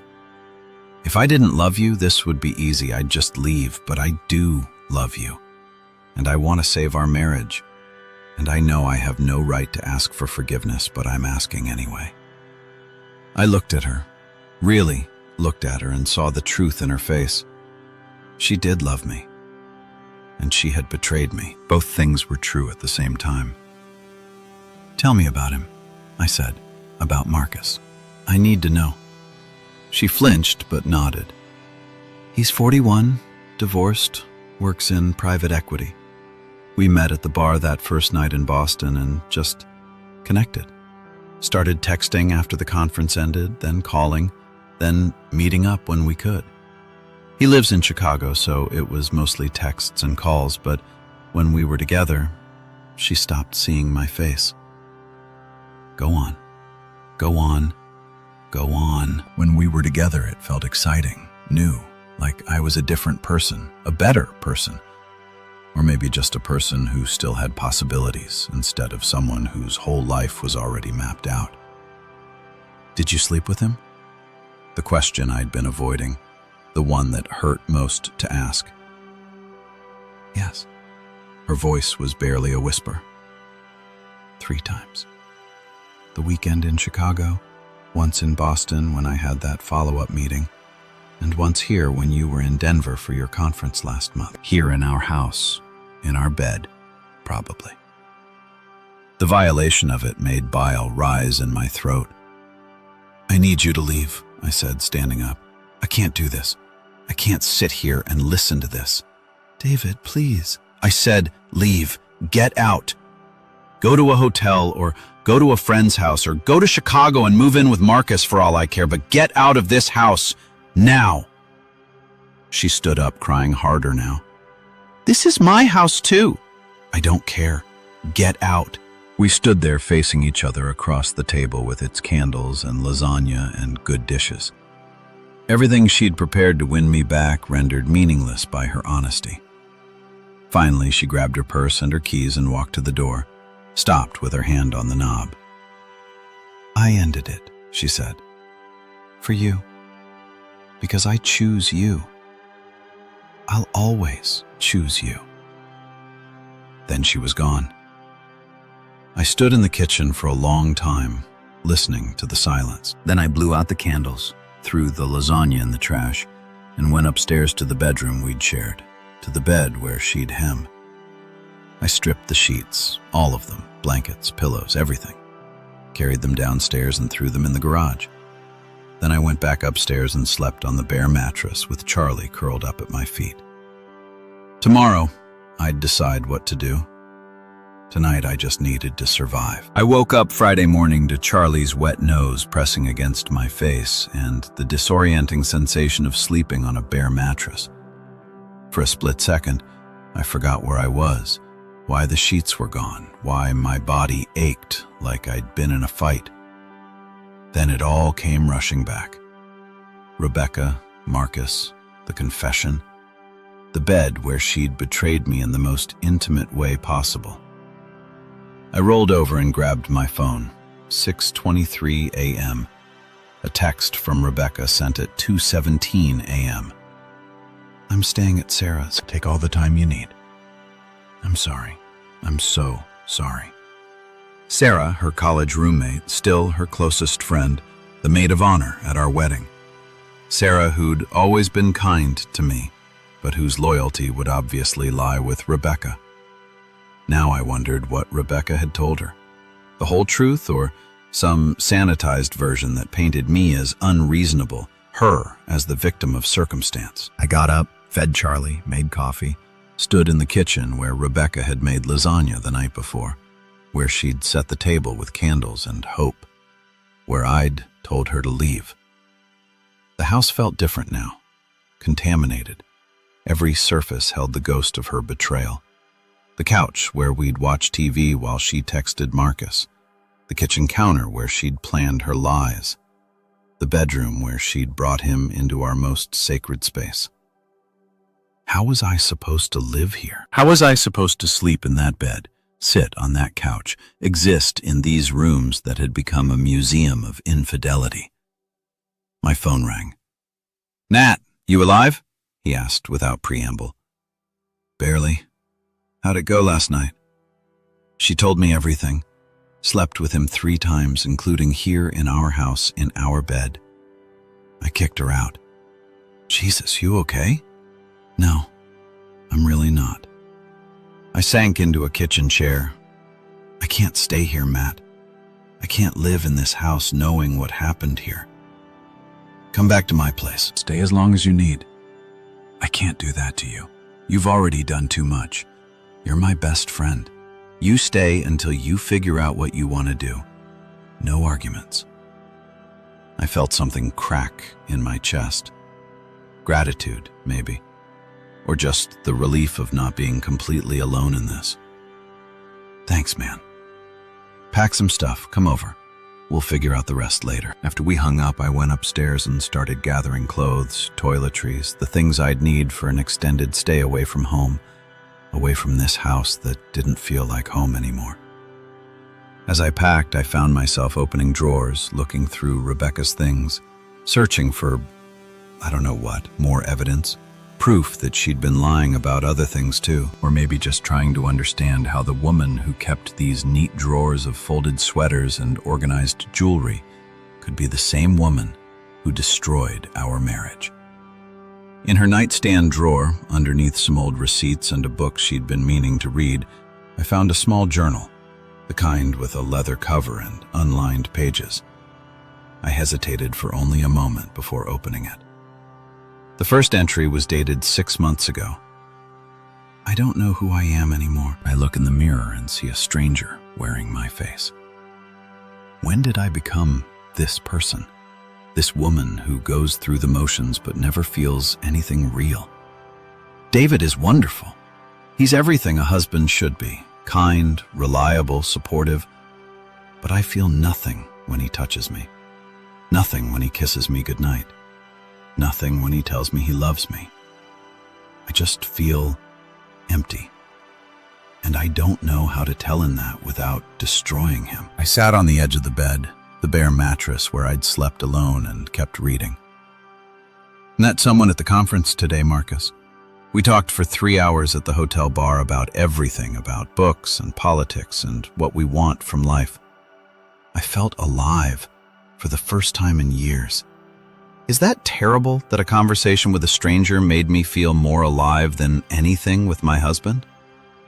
He texted me. Marcus said he couldn't stop thinking about our conversation. I shouldn't have responded. I know I shouldn't have, but I did. And now we're texting every day. And I know where this is going, and I know I should stop, but I don't want to. God help me, I don't want to. I kissed him. In his hotel room in Boston, we kissed, and it felt like being struck by lightning.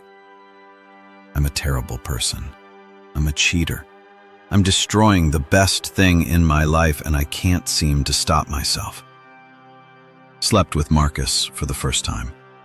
It was everything I thought it would be. Passionate, intense, consuming. But afterward, I cried because it wasn't love. It was just escape. Just me running from my real life into a fantasy that can't last. I know it can't last, but I'm not ready to give it up yet. And David is getting suspicious. He's asking more questions about my schedule, about work, about where I've been. I hate lying to him. Hate seeing the trust in his eyes when he believes my excuses, but I'm not ready to tell him the truth. Not ready to watch our marriage end, so I keep lying and hating myself a little more each day. Marcus wants me to leave. David says we could be happy together, but he doesn't understand this isn't about choosing between two men.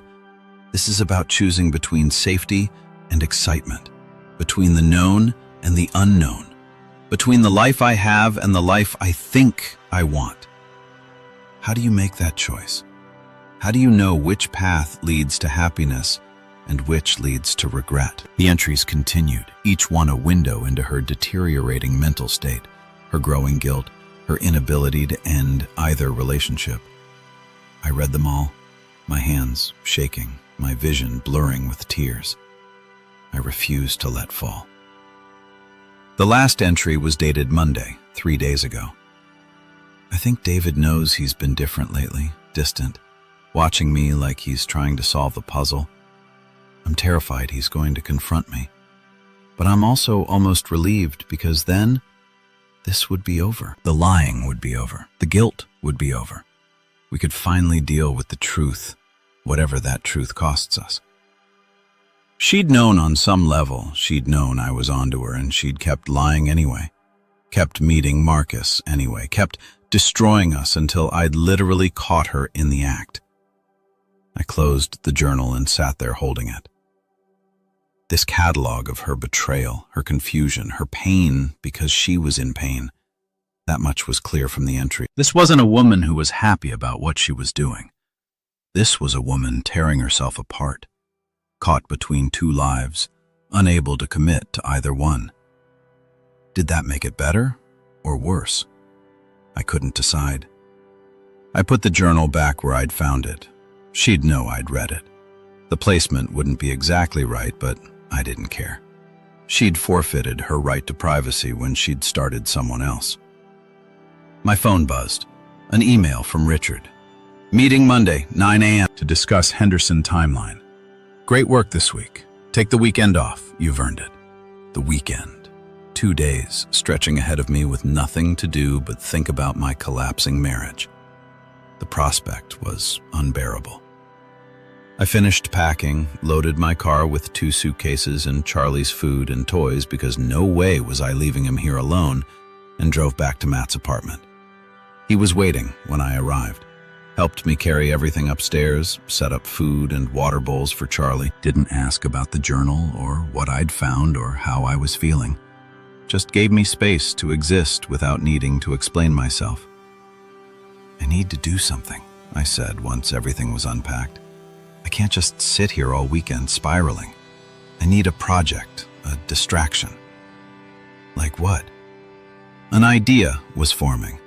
Dark and petty and probably unhealthy, but I couldn't shake it. I need to know who he is. Marcus. I need to see him understand what Rebecca was willing to throw away our marriage for. Matt's expression was cautious. That sounds like a bad idea. Probably, but I'm doing it anyway. She said he works in private equity in Chicago. How hard can he be to find, David? I'm not going to do anything crazy. I just need to see him. Need to put a face to the name. Need to understand what was so special about him that Rebecca couldn't resist. Matt sighed, but opened his laptop. Fine, but I'm helping. Last thing you need is to end up arrested for stalking or something. We spent the next 2 hours on the internet. Started with LinkedIn searching for private equity professionals named Marcus in Chicago. There were dozens. We narrowed it down by age. Rebecca had said he was 41, and by the timeline, he'd been at the Boston conference in July. Finally, we found him.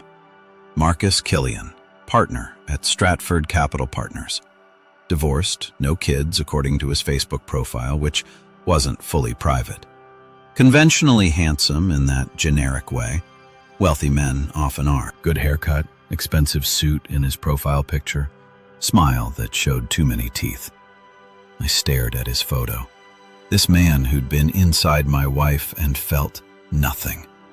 He wasn't particularly special, wasn't remarkably good-looking or obviously charismatic. Just a man. An ordinary man who'd happened to be in the right place at the right time to catch my wife in her moment of vulnerability. Or maybe I was wrong. Maybe there was something special about him that didn't translate through a computer screen. Some magnetism or charm that had drawn Rebecca in and held her despite her guilt. "You want me to find his address?" Matt asked quietly. No. I closed the laptop. I just needed to see him to know he's real. To confirm that I'm not crazy, that this actually happened. You're not crazy. She cheated. That's on her, not you. Is it though? I stood up, started pacing. I read her journal. She's been unhappy for months. Said she feels empty with me. That I don't make her feel alive. Maybe if I'd paid more attention, tried harder, been a better husband. Stop! Matt's voice was sharp. Stop making excuses for her. She was unhappy. Fine, that's valid. But instead of talking to you about it, instead of suggesting counseling or making an effort to fix things, she went and someone else. That's not on you. That's her choice. But what if I drove her to it? What if I was so checked out, so complacent that I left her no choice? There's always a choice, David. Always. And she made the wrong one. You don't get to take responsibility for her decisions. I wanted to believe him, wanted to accept that simple narrative where I was blameless and Rebecca was the villain. But life wasn't that simple. Marriage wasn't that simple. We'd both contributed to the decay of our relationship. She'd just been the one to find someone else first. My phone rang. Rebecca. I let it go to voicemail. 30 seconds later, a text. Please talk to me. I know you need space, but I'm falling apart. I need to know if there's any chance, any hope. Please. I showed the text to Matt. What should I say? What do you want to say? I don't know. Part of me wants to tell her to go to hell, that we're done, that I never want to see her again. But another part, I stopped, struggling to articulate the feeling. Another part still loves her, still wants to believe we can fix this, still hopes that maybe this disaster can somehow lead us to something better. That's the part that's going to get you hurt worse, Matt said gently. That's the part that's going to let her keep hurting you, because you're too invested in the idea of who she used to be to accept who she is now. Maybe. Or maybe that's the part that knows something worth having is worth fighting for. Even if the other person isn't fighting with you, even if she already gave up. She ended it with Marcus. She said she chose me. Doesn't that count for something? She ended it because she got caught, not because she wanted to. There's a difference, was there?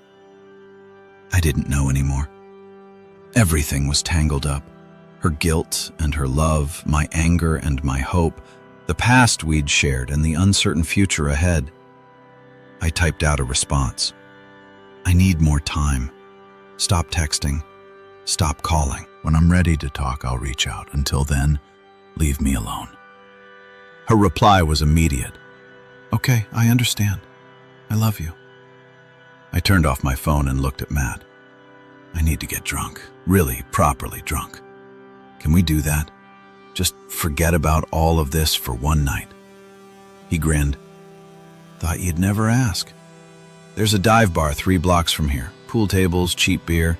Exactly 0 chance of running into anyone we know. Let's go. We spent the night at McGinty's, a gloriously grimy establishment that smelled like spilled beer and broken dreams. We drank too much, played pool badly, talked about everything except my marriage.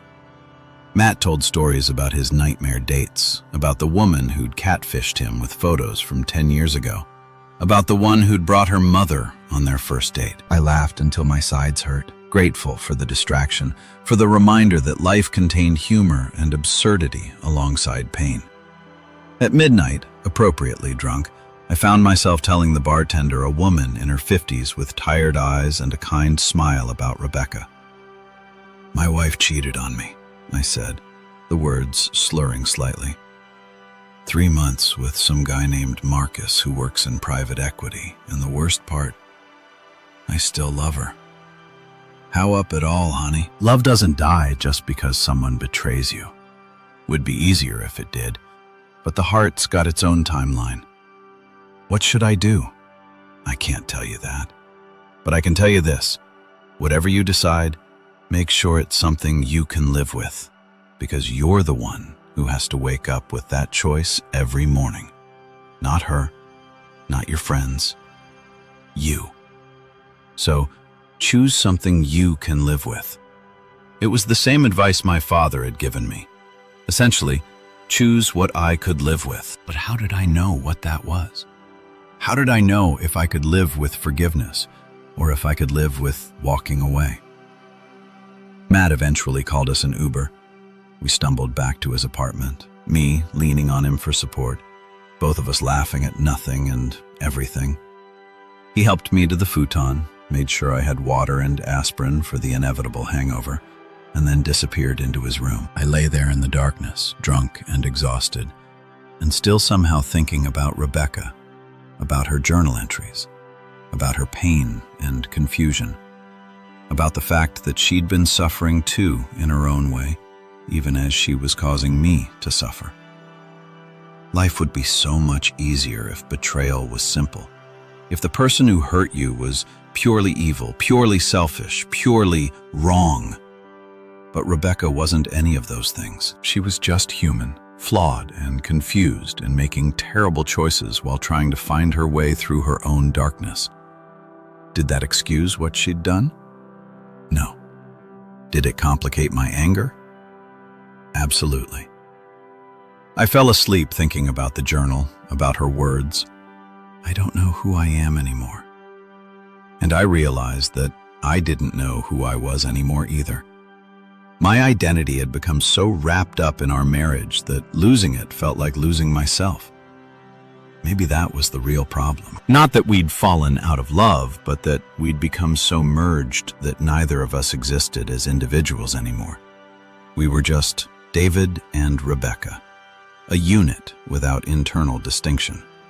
And maybe whether we stayed together or split up, the real work ahead was figuring out who we were as separate people. Who David was without Rebecca, who Rebecca was without David. The thought should have been terrifying.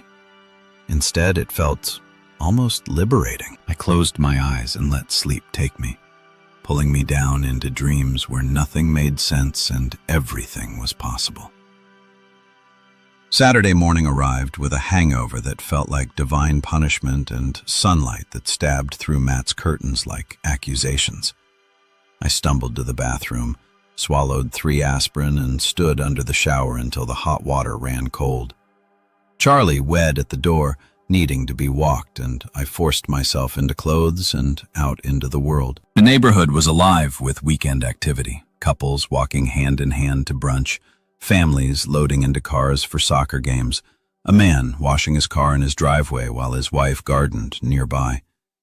The two of them existing in comfortable parallel domesticity. Normal people living normal lives, unaware that among them walked a man whose marriage was dying. I walked Charlie for an hour, letting him sniff every tree and hydrant, grateful for the simple task that required nothing from me but physical presence. My phone stayed off. I wasn't ready for Rebecca's messages, for the outside world's demands, for anything beyond this moment of a dog and his human moving through morning sunshine. When I got back, Matt was making breakfast. Eggs, bacon, toast, the greasy comfort food of the hungover. "You look like death," he observed, sliding a plate across the counter. "Feel worse." I sat down and forced myself to eat. "Thanks for last night, for getting me drunk and listening to me ramble. That's what friends do. Though I gotta say, you're a surprisingly philosophical drunk. Most people just get sloppy and tell everyone they love them. You started analyzing the nature of identity and selfhood." I laughed, despite myself. "Sorry. Occupational hazard of too much college philosophy." We ate in comfortable silence for a while. Then Matt said, "So, what's the plan? You can't hide here forever. Why not? Because you have a life, a job, a house, a wife? Technically, you have to make some decisions." I know. I pushed eggs around my plate. I just don't know what I want yet. Everyone keeps asking me what I want, and I have no idea. I want my marriage back, but not the version we had. I want Rebecca, but not the Rebecca who cheated. I want to forgive her, but I don't know if I can. I want to leave, but I'm terrified of being alone. I want everything and nothing at the same time. That's normal. You're grieving. The marriage you thought you had is dead. Even if you stay together, you'll be building something new, something different, and that's scary.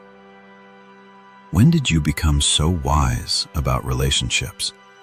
You've been single for 2 years, 3 years, and sometimes the outside perspective is clearer. I can see things about your marriage that you can't because I'm not in it. Like what? Matt hesitated, choosing his words carefully. Like the fact that you and Rebecca stopped being David and Rebecca years ago. You became the couple. You made decisions as a unit, had opinions as a unit, existed as a unit. I watched you both disappear into the marriage until I couldn't tell where one of you ended and the other began. That's what marriage is supposed to be. Two becoming one. Is it? Or is marriage supposed to be two whole people choosing to build a life together? Because there's a difference. When two people merge into one, there's no space for growth, no room for individuality, just this blob of coupledom that suffocates everyone inside it. I wanted to argue, but couldn't because he was right. Somewhere along the way, I'd stopped being an individual with my own interests and opinions and had become half of a couple.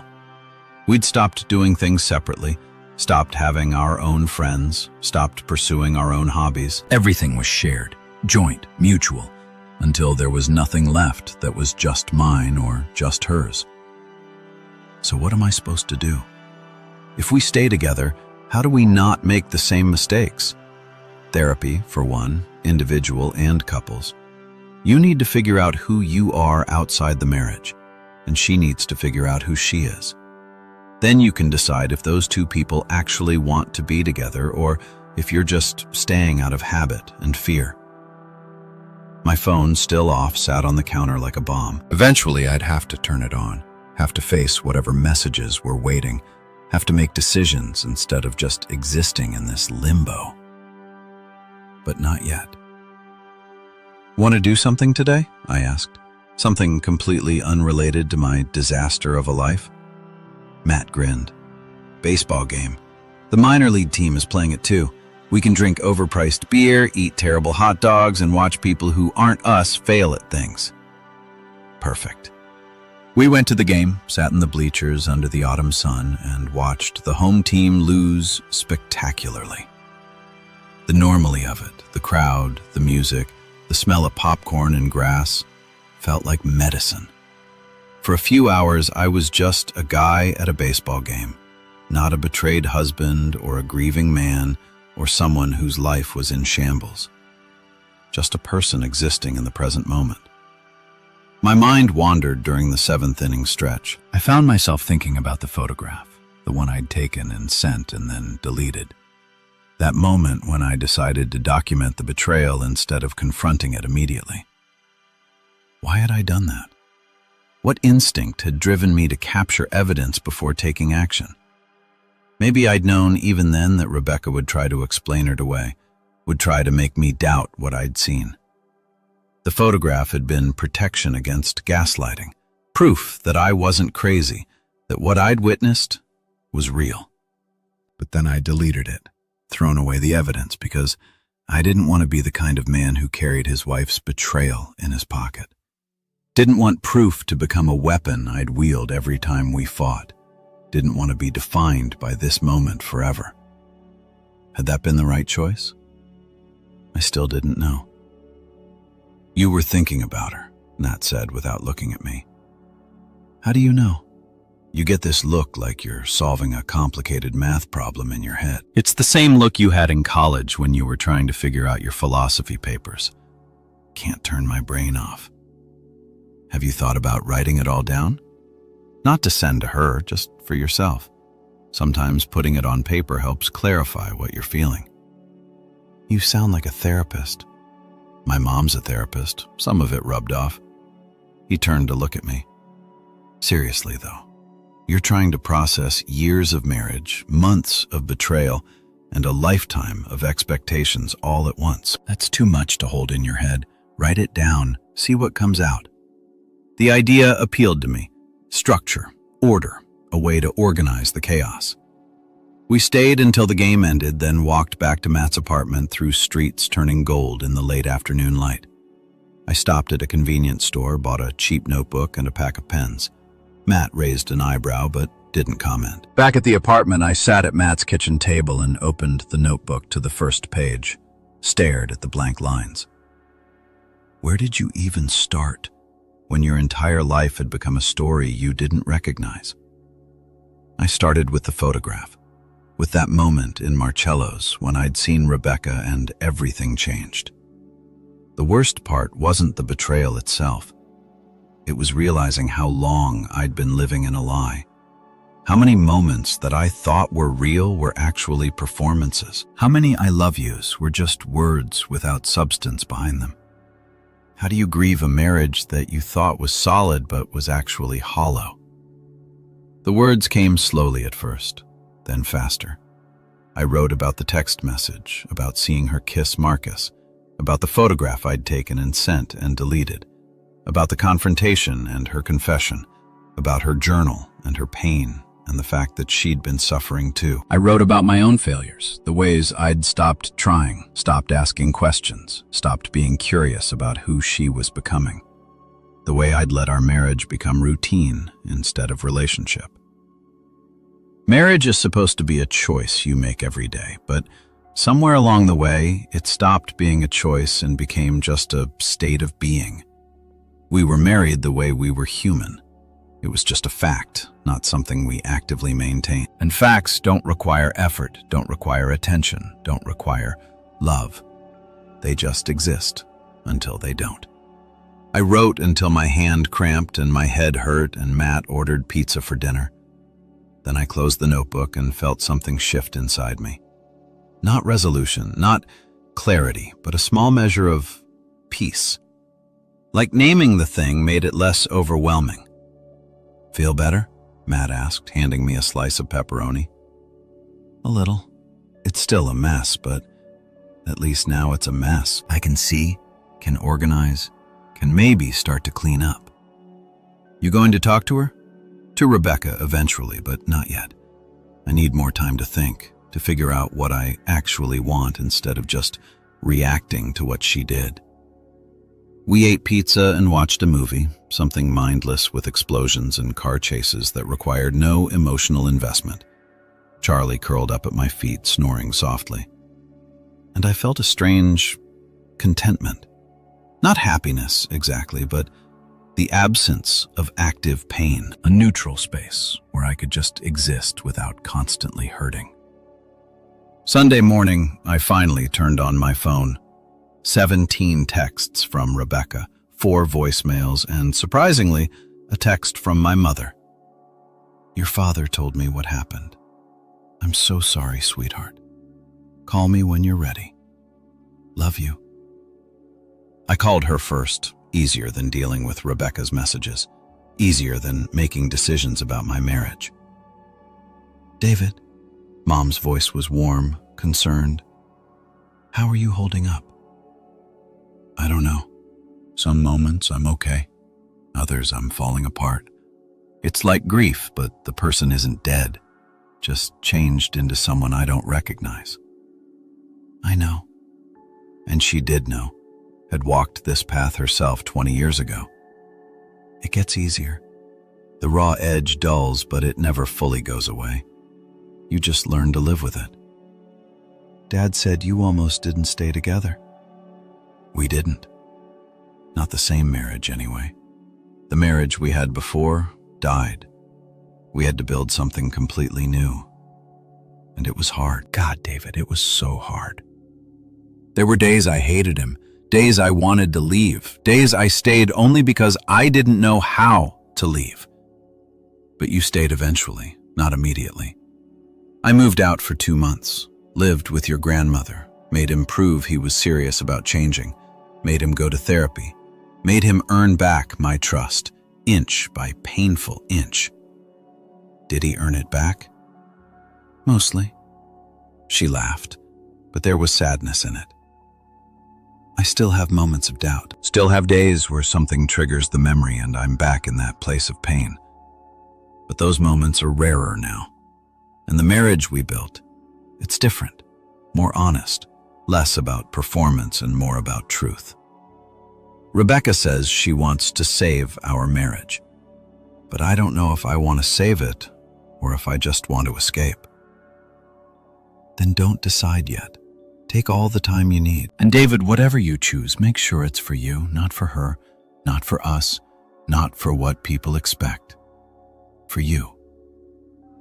We talked for another hour. She told me about her garden, about the book club she joined, about normal things that reminded me life continued outside my pain. When we hung up, I felt lighter, not fixed, but less alone. I made myself coffee and sat down to read Rebecca's messages. They started desperate. "Please talk to me, please. I can't sleep, can't eat, can't think about anything but you and how badly I've hurt you. I know I have no right to ask for forgiveness, but I'm asking anyway. Please give me a chance to make this right." Then turned confessional. I've been thinking about why I did it, really thinking. And I think I was trying to feel something, anything. I'd been numb for so long, and Marcus made me feel alive again. But it was fake, an illusion, a fantasy that couldn't survive reality. The worst part is that I hurt you to chase something that wasn't even real. I traded our marriage, our real, solid, imperfect marriage, for a fantasy. How do I live with that? How do I forgive myself for being that stupid? And finally, yesterday turned resolved. I'm going to therapy. Started Friday going to figure out why I self-destructed, why I couldn't just talk to you about being unhappy, why I chose the path that would hurt you most. I owe you that much to become someone worthy of forgiveness. Whether you choose to forgive me or not, I love you. I know those words are meaningless now. I know I destroyed their meaning with my actions, but I'm saying them anyway. I love you. I have always loved you. I will always love you. Even if you decide to leave, even if you never speak to me again, even if I spend the rest of my life regretting what I threw away, I love you. I sat there with the phone in my hand, reading her words over and over, looking for lies, looking for manipulation, looking for anything that would make my decision easier. But all I found was pain. Hers matching mine. Two people who'd loved each other and built a life together and then somehow destroyed it through neglect and fear and terrible choices. I opened my notebook and wrote, "What do I want?" And underneath, I want to know if the woman I married still exists. If the Rebecca I fell in love with is still in there somewhere, buried under the mistakes and the lies, or if that person is gone forever, replaced by someone I don't know, someone I can't trust. I want to know if I'm strong enough to forgive her, strong enough to rebuild trust, strong enough to wake up next to her every morning without wondering if she's thinking about him. I want to know if staying is brave or stupid, if leaving is self-respect or cowardice. I want certainty in a situation that offers none. I want the impossible. I closed the notebook and made a decision, not about the marriage, not about forgiveness or divorce or any of the big questions, just a small decision about the next step. I texted Rebecca. Wednesday, 6 p.m., coffee shop on Maple Street. We'll talk then. Really talk. No more avoiding the hard questions. Her response came within seconds. Thank you. I'll be there. Thank you for giving me a chance. 3 days. I had 3 days to figure out what questions to ask, what answers I needed, what boundaries to set. 3 days to prepare for a conversation that would determine the rest of my life. I spent the rest of Sunday writing, filling the notebook with questions and fears and hopes, organizing my thoughts, building a framework for the conversation ahead. By the time I went to bed, I had 15 pages of notes, questions about the affair, questions about our marriage, questions about who we'd become and who we wanted to be, questions that demanded honest answers, not the comfortable lies we'd been telling each other for years. I didn't know if Rebecca would be willing to answer them honestly. Didn't know if I'd be able to hear the answers without breaking completely, but I had to try. Had to give us one last chance to be real with each other, to strip away the performance and the pretense and see what, if anything, was left underneath. Wednesday would tell me everything I needed to know. Until then, I would prepare, would organize, would build my defenses and my questions and my courage. The reckoning was coming, and this time, we would both face it with open eyes. Wednesday arrived like a sentence being handed down. I'd spent the past 3 days preparing, writing questions, imagining scenarios, rehearsing conversations in my head until Matt told me I was going to drive myself insane. He was probably right. By Tuesday night, I had 27 pages of notes, 3 different conversation frameworks, and a migraine that felt like my brain was trying to escape through my skull. "You're overthinking this," Matt said as I stood in front of his bathroom mirror Wednesday morning, adjusting my tie for the 5th time. "Just go listen to what she has to say. Tell her what you need. You don't need a script. I need something, some way to organize this. Otherwise, I'm going to get emotional and forget half the questions I need answered. Then bring your notebook. But David, don't let this turn into an interrogation. You're trying to understand what happened, not prosecute her." I nodded, but inside I wasn't sure. Part of me wanted to prosecute, wanted to make her sit there and account for every lie, every text to Marcus, every moment she'd chosen him over us. Wanted her to feel the full weight of what she'd done. But another part, the part that had read her journal, that remembered who she'd been before, all this, wanted something different. Wanted understanding. Wanted to know if there was anything left to save, or if we were just 2 people going through the motions of a marriage's death. The coffee shop on Maple Street was neutral territory. Not the place where we'd had our first date, not anywhere that carried the weight of good memories. Just a generic cafe with decent coffee and enough background noise that we could talk without being overheard. I arrived 15 minutes early and claimed a corner table, ordered black coffee I didn't drink, opened my notebook to the first page and stared at the questions I'd written. Why didn't you tell me you were unhappy? When did you stop loving me? Did you ever think about us when you were with him? How can I ever trust you again? Simple questions with impossible answers. Rebecca walked in at exactly 6 p.m. She looked different, thinner, paler, like the past week had physically diminished her. She wore jeans and a simple sweater, no makeup, her hair pulled back in a ponytail. Not the polished executive I'd watched from across Marcellus's, but someone stripped down to essentials, someone who'd stopped performing. She saw me and froze for a moment, then squared her shoulders and walked over. "Hi," she said, her voice small. "Hi." I gestured to the chair across from me. "Sit." She ordered tea at the counter, then came back and sat down. We looked at each other across the small table, an ocean of hurt between us. "Thank you for meeting me," she said. "I wasn't sure you would." I almost didn't. I kept my voice neutral, controlled, but we need to have this conversation. Need to figure out if there's anything left worth fighting for. Is there? Her eyes were desperate, pleading. "Do you think there's a chance?" "I don't know. That's what I'm here to find out." I opened my notebook. "I have questions, a lot of them, and I need you to answer them honestly. Not the answers you think I want to hear, not the answers that make you look better. The truth. Can you do that?" "Yes." She wrapped her hands around her teacup like it was the only solid thing in the world. "I promise. No more lies." "Okay." I looked down at my first question. "When did you stop loving me?" "I didn't."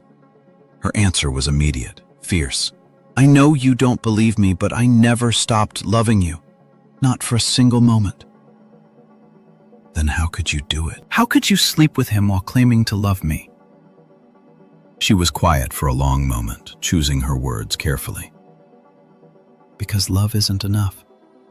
I loved you, but I wasn't in love with you anymore. Does that make sense? I cared about you, wanted you to be happy, but the passion was gone.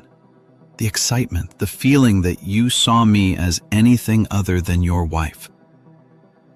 So you went looking for excitement with someone else." "Yes." She didn't flinch from it. And it was wrong, so wrong. But in the moment, it felt like the only way to feel alive again. To feel like myself instead of just half of a couple. I thought about Matt's words about two people merging until there was nothing left of the individuals. When did we stop being David and Rebecca and become just the couple? I don't know. Gradually, maybe it started after we bought the house. We got so focused on building this life, careers, home, stability, that we forgot to build us. Forgot to keep dating each other. Forgot to be interesting to each other. I asked you out multiple times over the past year, suggested dinners, movies, weekend trips. You always said you were too tired or too busy. I know. Tears started sliding down her face. And I'm sorry. I was too tired and too busy, but not for the reasons you think. I was exhausted from pretending, from smiling and nodding and playing the role of happy wife, when inside I felt nothing. It was easier to just avoid you than to face how empty I felt. The words hurt, but they had the ring of truth. Why didn't you just tell me? Why didn't you say, "David, I'm unhappy. We need to fix this"? Because I was scared. She wiped her eyes. Scared that if I admitted how bad things were, you'd leave me. Scared that I'd have to face how much I'd contributed to our problems. Scared that fixing it would require more energy than I had. So I did nothing. And then Marcus came along and offered an escape. And I took it because I'm a coward. You're not a coward. Cowards don't show up for conversations like this. Then I'm a coward who's trying to be brave too late. I looked down at my notebook. So many questions left, but suddenly they felt less important than understanding the core issue. Did you love him, Marcus? No. She said it without hesitation. I thought I might at first thought what I was feeling was love, but it wasn't. It was just newness. The thrill of someone paying attention to me. Someone who didn't know all my flaws and failures. Someone I could be whoever I wanted to be with instead of whoever I'd become. Did you tell him about me? About our marriage? Yes, from the beginning. He knew I was married, knew I wasn't going to leave you. She laughed bitterly. At least not at first. By the end, he was pushing me to choose, said he wanted more than stolen moments and lies, wanted a real relationship. What did you tell him? That I needed time, but I wasn't ready to make that decision. The truth is, I didn't want to choose. I wanted both. Wanted the safety of our marriage and the excitement of the affair. Wanted to have my cake and eat it too. She met my eyes. That makes me terrible, doesn't it? It makes you human. I was surprised by my own words, by the absence of anger in them. Selfish and wrong, but human. We all want contradictory things sometimes. That doesn't excuse what I did. No, it doesn't, but it helps me understand it. I flipped through my notebook, found another question. When you slept with him here in our house, in our bed, what were you thinking? She flinched like I'd struck her. That's the one I can't explain, can't justify. It was the worst thing I did. The ultimate violation of what we had, but you did it anyway. You were in Denver. I was alone. He was in town for business and called me, and She stopped, started again. I wanted to prove something to myself, that I could have him in our space, that I could claim that part of my life too. It was sick and selfish, and I regret it more than anything else. I stripped the bed, I said, threw out all the sheets. Couldn't sleep on them knowing what happened there. I understand. I'd do the same thing. We sat in silence for a moment. Around us, the coffee shop hummed with normal life. College students studying, freelancers on laptops, a mother trying to contain an energetic toddler. The world continuing, indifferent to our pain. I read your journal, I said finally, the one in your nightstand. I know I shouldn't have, but I did. She looked up sharply. All of it. All of it. Every entry from the past 6 months about Marcus, about feeling empty, about not knowing how to fix us. Then you know I was suffering too. Not the same as you. I don't get to claim equivalence, but I wasn't happy. Wasn't cavalier about what I was doing. I was tearing myself apart. Why didn't you just leave? If you were that unhappy, why stay? Because I still loved you. Because leaving felt like admitting failure. Because I kept hoping things would get better on their own without me having to do the hard work of fixing them. She reached across the table like she wanted to take my hand, then thought better of it. And because I was terrified. Terrified of being alone. Terrified of making the wrong choice. Terrified that I'd leave you and realize I'd thrown away the best thing in my life. So instead, you cheated, hedged your bets, kept me as a safety net while you explored other options. Yes, she didn't try to deny it, and I know that's unforgivable. No, I don't deserve another chance, but I'm asking for one anyway because I ended it with Marcus, because I'm in therapy working on because I want to fight for us, if you're willing to fight too. I don't know if I can. The admission hurt coming out. I don't know if I'm strong enough to forgive this. Every time I look at you, I see you kissing him, see you making the choice to betray me. How do I get past that? I don't know, but people do. Your parents did. My parents are miserable. They're together, but they're not happy. They just learned to live with the damage. Is that what you want? A marriage held together by obligation and the fear of being alone? No. Her voice was fierce. Now I want a real marriage, an honest one. One where we actually talk to each other instead of performing our roles. One where we're two whole people choosing each other instead of two half people merged into something neither of us recognizes. That sounds good in theory, but how do we get there? How do we go from where we are now, broken, distrustful, hurting, to that idealized version? Therapy, individual and couples, both of us working on ourselves, learning to communicate, learning to be honest even when it's uncomfortable, learning to choose each other every day instead of just assuming the marriage will maintain itself. I thought about that, about the work it would require, the vulnerability, the constant effort. And what if we do all that and it's still not enough? What if we put in years of therapy and hard work and still can't get back what we lost? Then at least we'll know we tried. At least we won't spend the rest of our lives wondering, what if? But David, she leaned forward, intensity in her eyes. I think we can make it.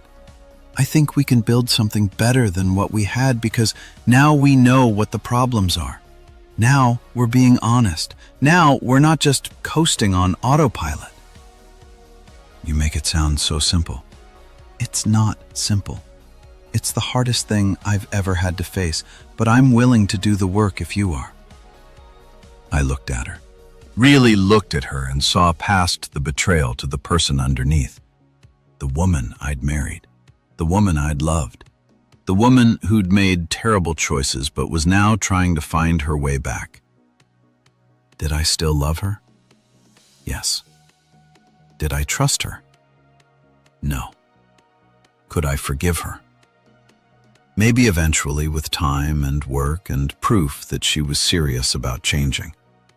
I need conditions. I said, if we're going to try to make this work, I need boundaries, rules, things that are non-negotiable. Okay, whatever you need. I pulled out a fresh page in my notebook and started writing. First, complete transparency. I want access to your phone, your email, your calendar, anytime, no questions asked. If you're not willing to give up privacy, this won't work.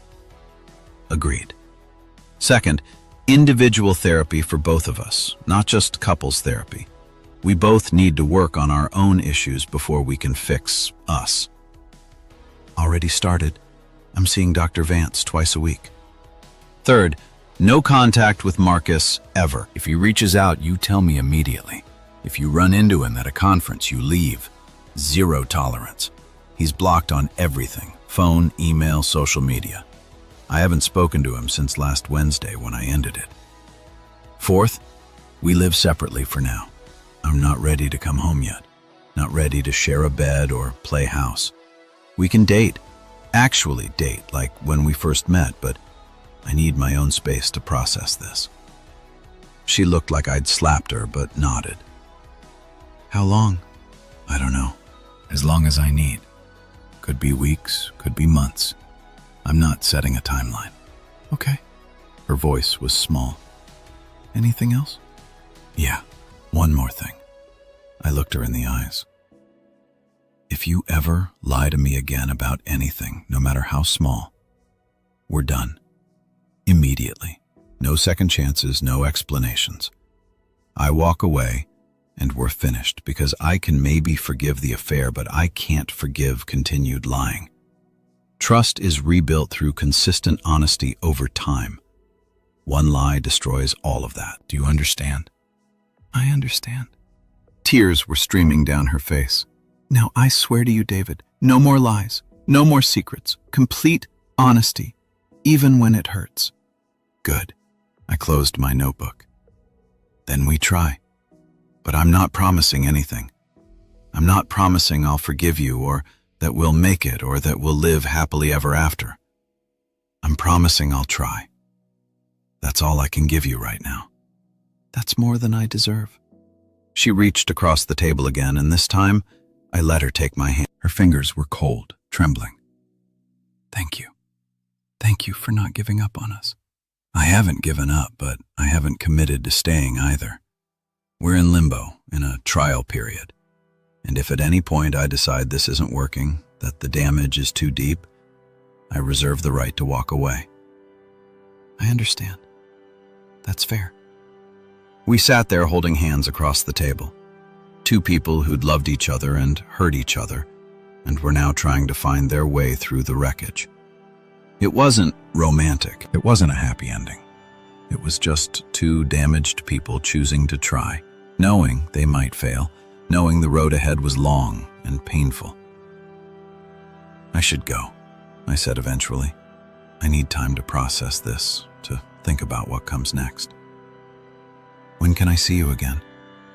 I don't know. Soon. I'll text you. We stood up, faced each other in the middle of the coffee shop. For a moment, I thought she might try to hug me or kiss me, but she didn't. Just gave me a sad smile and walked away. I sat back down and stared at my notebook, at the conditions I'd written, at the framework for rebuilding something from ruins. It might not work. Probably wouldn't work if I was being honest with myself. The odds of recovering from infidelity were low. Most couples either divorced or stayed together miserably, performing reconciliation without actually healing. But some couples made it. Some couples came through the fire stronger, more honest, more real. Maybe we could be one of them, or maybe this was just prolonging the inevitable. Either way, I'd know I tried. Would know I gave us every possible chance. And if it didn't work, at least I could walk away with my conscience clear. I finished my cold coffee, closed my notebook, and walked out into the evening. Tomorrow, I'd tell Matt about the conversation, would start looking for a therapist, would take the first steps on this long, uncertain journey. But tonight, I just drove, let the city lights blur past, let myself feel everything, the hope and the fear and the grief and the possibility. The photograph had started this, that moment of decision to document instead of confront. And now, a week later, I was making a different kind of decision to try instead of abandon, to hope instead of despair. I didn't know if it was the right choice, but it was mine. And for now, that was enough. 3 months. That's how long it had been since I'd sent that photograph. 90 days of therapy and difficult conversations, and slowly, painfully learning to exist in the same emotional space as Rebecca without feeling like I was suffocating. It was early January now. The city was gray and cold, wrapped in that post-hole malaise where everyone's resolutions were already crumbling and spring felt impossibly far away. I was still living at Matt's, though I'd upgraded from the futon to an air mattress and had contributed significantly to his rent, and Rebecca was still in the house alone except for Charlie 3 days a week when I'd come over to spend time with the dog. We were dating. Actually, dating. Wednesday night dinners at restaurants neither of us had been to before. Sunday morning coffee at the shop on Maple Street that had become our place for difficult conversations. A movie last week where we'd sat side by side without touching, both of us acutely aware of the space between us. It felt like being teenagers again, except teenagers didn't carry the weight of betrayal and broken vows. Dr. Morrison, my therapist, called it conscious rebuilding. We were deconstructing the marriage we'd had and trying to build something new from the pieces. Some weeks it felt possible. Other weeks it felt like trying to construct a house on quicksand. Rebecca was keeping her promises. Complete transparency. I had access to everything, though after the first month I'd stopped checking. Either I was going to trust her or I wasn't, and constant surveillance wasn't trust. She was in therapy twice a week with Dr. Vance, working through whatever had driven her to self-destruct. No contact with Marcus. She'd shown me the blocked numbers, the filtered emails that never reached her inbox. And she was different, actually different. Not just performing difference, more honest, more willing to say hard things, more present in conversations instead of mentally elsewhere. She'd started painting again, something she'd done in college and abandoned after we got married, and her apartment was slowly filling with abstract canvases that looked like emotions given form. "She's trying," Matt observed one night over Chinese takeout. It had become our routine Thursday nights discussing my marriage over lo mein and egg rolls. I'll give her that. She's actually putting in the work. I know, I pushed noodles around my container and I appreciate it, but I don't know if it's enough. What would be enough? That was the question I'd been wrestling with in therapy. What would be enough to make me forgive her completely, to trust her again, to want to move back home and try to rebuild our life together? I don't know if there is an enough. I admitted maybe this is just how it is now. Me always carrying this thing, always remembering, always wondering if she's telling me the whole truth or just the truth that won't hurt me. That sounds exhausting. It is. Some days I think I should just end it, file for divorce, start over with someone who doesn't come with all this baggage, someone I can trust completely because they haven't given me a reason not to. But you haven't. Filed for divorce? No. Why not? I thought about that, about why I was still trying, still showing up for dinners and therapy sessions and painful conversations. Because I made vows for better or worse. And this is definitely worse. But I said I'd try. And I don't want to be the kind of person who gives up just because things are hard, noble, also maybe stupid. Definitely stupid. I smiled despite myself. But it's my stupidity, my choice. And if it doesn't work, at least I'll know I did everything I could. Matt shook his head. You're a better man than me. If someone cheated on me, I'd be gone. No second chances, no rebuilding, just done. That's because you've never been married, never built a life with someone. It's easy to say you'd walk away when you don't know what you'd be walking away from. Maybe he grabbed another egg roll, but I also think sometimes staying is harder than leaving. Takes more courage to try to fix something broken than to just throw it away and start fresh. We watched basketball for a while in comfortable silence. Matt's apartment had become a refuge, a place where I could just exist without the weight of decisions and healing and conscious rebuilding. Where I could eat junk food and watch sports and pretend my life was simple. My phone buzzed. A text from Rebecca. Thinking about you. Hope you had a good day. No pressure to respond, just wanted you to know you're on my mind. 3 months ago, a text like that would have made me angry, would have felt manipulative, like she was trying to rush me into forgiveness. But now, after months of therapy and hard work, I could see it for what it was. Just her trying to stay connected, respecting my boundaries while letting me know she cared. I texted back. Day was fine. Work is busy. See you Sunday. Sunday sounds perfect. I'll bring the good coffee. She texted you, Matt said. Not a question. Yeah, just checking in. And you responded, that's progress. Is it? Or is it just me going through the motions? Only you can answer that. I went to bed that night thinking about progress, about what it looked like, what it felt like. Was I making progress toward forgiveness or just becoming numb to the pain? Was I healing or just learning to live with an open wound? Dr. Morrison asked me the same thing in our Friday session. You've been doing this work for 3 months now, she said, her pen poised over her notebook. How do you feel about where you are? Confused, I admitted. Some days I think we're going to make it, that we're building something real. Other days I look at her and all I see is the betrayal. It's like there are 2 Rebeccas, the one I married and the one who cheated, and I can't reconcile them into a single person. That's because they are the same person. People contain multitudes. Rebecca is both the woman who loved you and the woman who betrayed you. Both things are true at the same time. But how do I trust someone who's capable of both? By accepting that everyone is capable of both. You, me, everyone. We're all capable of love and cruelty, faithfulness and betrayal. The question isn't whether Rebecca is capable of hurting you. You know she is. The question is whether she's doing the work to become someone who won't.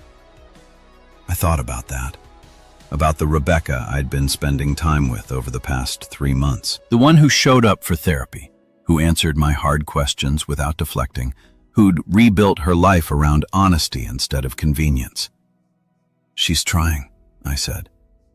I can see that, but I don't know if trying is enough. Don't know if I'll ever be able to fully trust her again. Trust isn't binary, Dr. Morrison said. It's not something you either have or don't have. It exists on a spectrum. Right now, you don't trust her completely, but you trust her more than you did 3 months ago, don't you? Yeah, I guess I do. So, trust is rebuilding slowly. Maybe it'll never be what it was before, that innocent, complete trust. But it might become something different, something more mature. Trust that's been tested and rebuilt. Or maybe it'll just stay broken. Maybe some things can't be fixed. That's possible too. But you won't know unless you keep trying. Sunday morning came cold and bright. I drove to Maple Street Coffee at 9 a.m., our usual time. Rebecca was already there, sitting at our corner table with 2 large coffees and a bag from the bakery down the street. "Morning," she said, smiling. She looked good, better than she had in months. Her face had filled out again, the stress-induced gauntness replaced by something healthier. Her eyes were clear. She was wearing the blue sweater I'd always liked, the one that made her eyes look more green than hazel. "Morning." I sat down across from her, accepted the coffee she pushed toward me. "Thanks for this." Of course, she opened the bakery bag. "I got your favorite, the cinnamon rolls with too much frosting." We ate in comfortable silence for a while. 3 months of these Sunday mornings had created a rhythm. We didn't need to fill every moment with conversation anymore. Could just exist together. "I have something I want to talk about," Rebecca said eventually, her voice careful. "But I don't want you to feel pressured. If you're not ready, we can table it." "Okay, what is it?" "I'm thinking about selling the house." I looked up sharply. "What? The house?" "I'm thinking about selling it, getting something smaller, an apartment maybe? Somewhere that doesn't carry all these memories, all this weight." "But you love that house. We bought it together, built our life there. Century after said it. And we do 7 times now. We love that house." "I know. And maybe that's the problem. Too many memories. Some good, some terrible. I can't move forward when I'm living in the past." And I think she paused, choosing her words carefully. "I think if we're going to rebuild us, we need a neutral space. Not your territory or my territory. Somewhere that's ours. If you decide you want there to be an ours again, that's a big decision. Are you sure?" "No, I'm not sure about anything anymore. But I know I can't keep living in that house alone, sleeping in that bed, walking through rooms that echo with everything we lost. It's killing me." David, slowly. "Every day I'm there, I'm reminded of what I destroyed." I understood what she was saying, understood the need for a clean slate. But the house, God, the house was supposed to be forever. Our forever home, the place where we plan to raise kids, grow old, build our entire future. "What about Charlie?" I asked. "We share custody of him like we have been." Or, she looked at me hopefully, "if you decide to come back, he comes with you." Wherever back ends up being, Rebecca, I know you're not ready to decide that yet. I'm not asking you to. I'm just saying whatever you decide, I'm making space for it. Space for a new beginning, if that's what we choose, or space for you to move on if that's what you need. We sat with that for a while, the weight of it, the possibility it represented. "When would you sell?" I asked soon. "Spring, maybe. I've already talked to a realtor. She thinks we could get good value given the market, and the equity would give us both a fresh start together or separately." Together or separately? The perpetual uncertainty of our situation. 3 months of work and we were still in limbo, still unsure if this was leading to reconciliation or just a prolonged goodbye. "I need to think about it," I said. "Of course, take all the time you need." We finished our coffee and walked outside. It had started snowing, light flurries that wouldn't stick but made everything look softer, gentler. We stood on the sidewalk, both of us watching the snowfall. "Can I ask you something?" Rebecca said quietly. "Sure." End quote. "Do you still love me?" The question hung in the cold air between us. I'd been avoiding it, had been focusing on trust and healing and all the practical aspects of rebuilding without examining the core issue. Did I still love her? Yeah, I said finally. I do. I wish I didn't. Would be easier if the love had died along with the trust, but it didn't. I still love you. I just don't know if that's enough. Tears slipped down her face, catching the snowflakes. It's enough for me. It's enough to keep trying, to keep hoping that someday you'll be able to look at me without remembering what I did. That someday the good memories will outweigh the bad ones. I don't know if that day will come, Rebecca. I wanted to. God, I want it to, but I don't know if I'm capable of it. I don't know if I'm strong enough. God, I wanted to. Man, you're the strongest person I know. You've been through hell and you're still here, still trying. That's not weakness, that's courage. I wanted to believe her. Wanted to see myself as courageous instead of just afraid. Afraid of being alone. Afraid of making the wrong choice. Afraid of regret. Either way, I should go. I said I have some work to catch up on. Okay. She didn't try to hug me. We hadn't hugged since that night in the restaurant 3 months ago. Hadn't touched beyond the occasional accidental brush of hands. Same time next week? Yeah, same time. I drove back to Matt's through the falling snow, thinking about the house, about selling it, about what it would mean to let go of that physical space that held our entire history.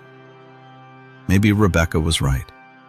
Maybe we needed a clean slate somewhere without ghosts. Somewhere we could build something new instead of trying to repair something irreparably damaged. Or maybe it didn't matter.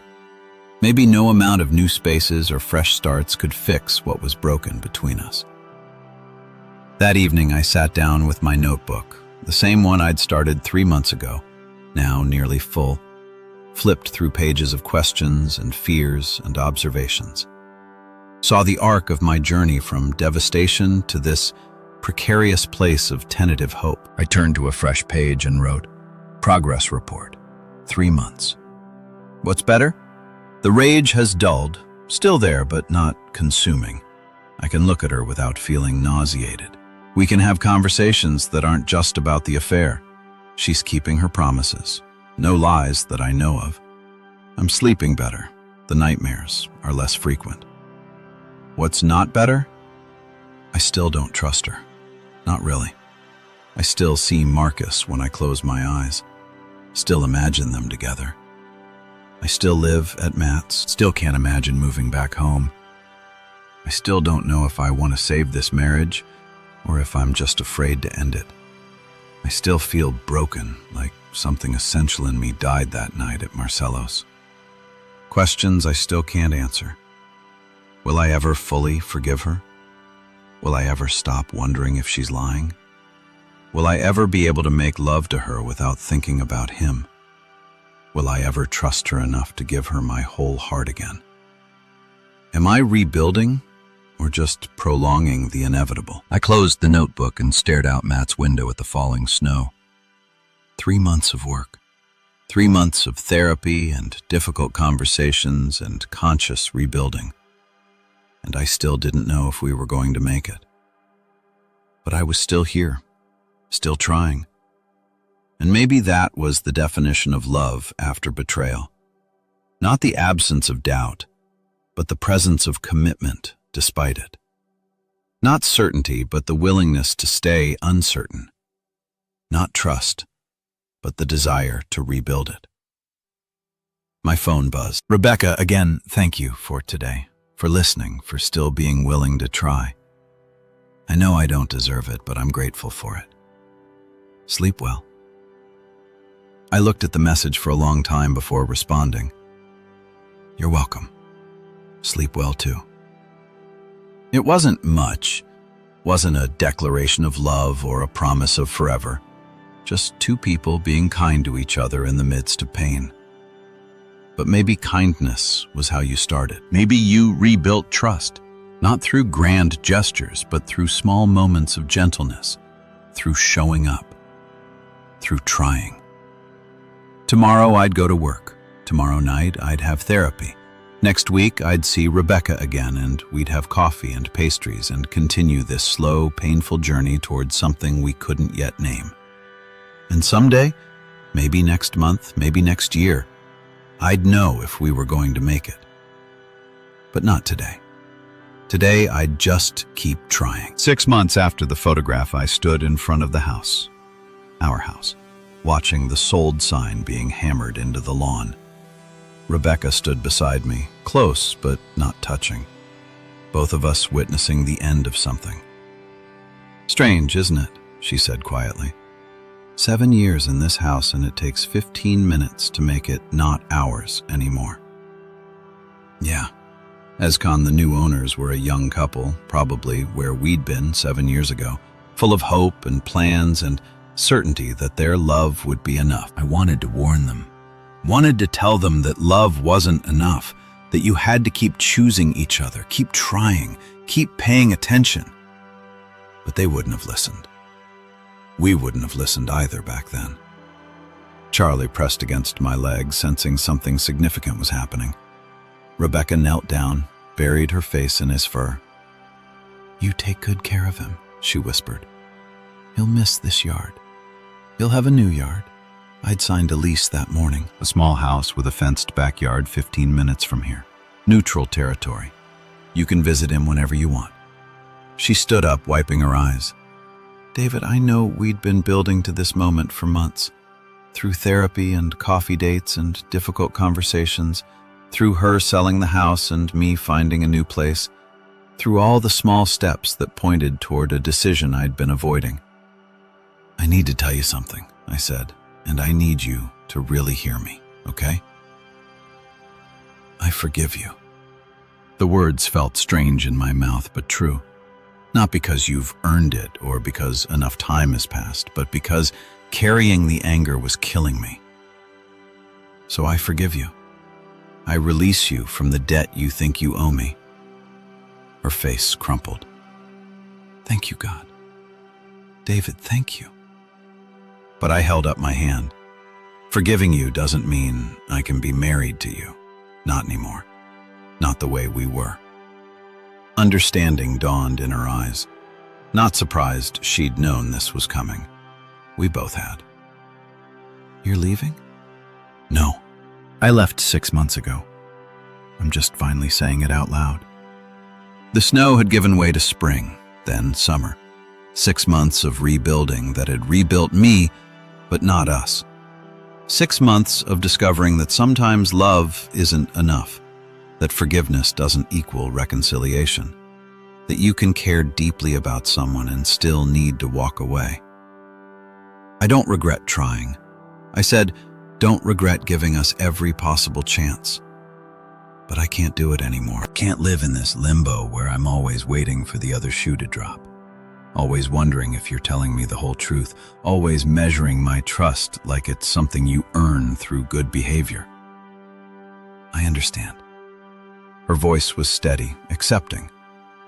I've known for a while. You've been pulling away, becoming more distant. I just hoped. I know. I hoped too. Hoped that time would heal it, that therapy would fix it, that trying hard enough would be enough. But it's not. We stood in silence, watching the movers load the last boxes into the truck. Everything we'd accumulated together, divided and distributed. His, hers, sold. The mathematics of separation. What happens now? Rebecca asked. Now you move into your new apartment, I move into my house.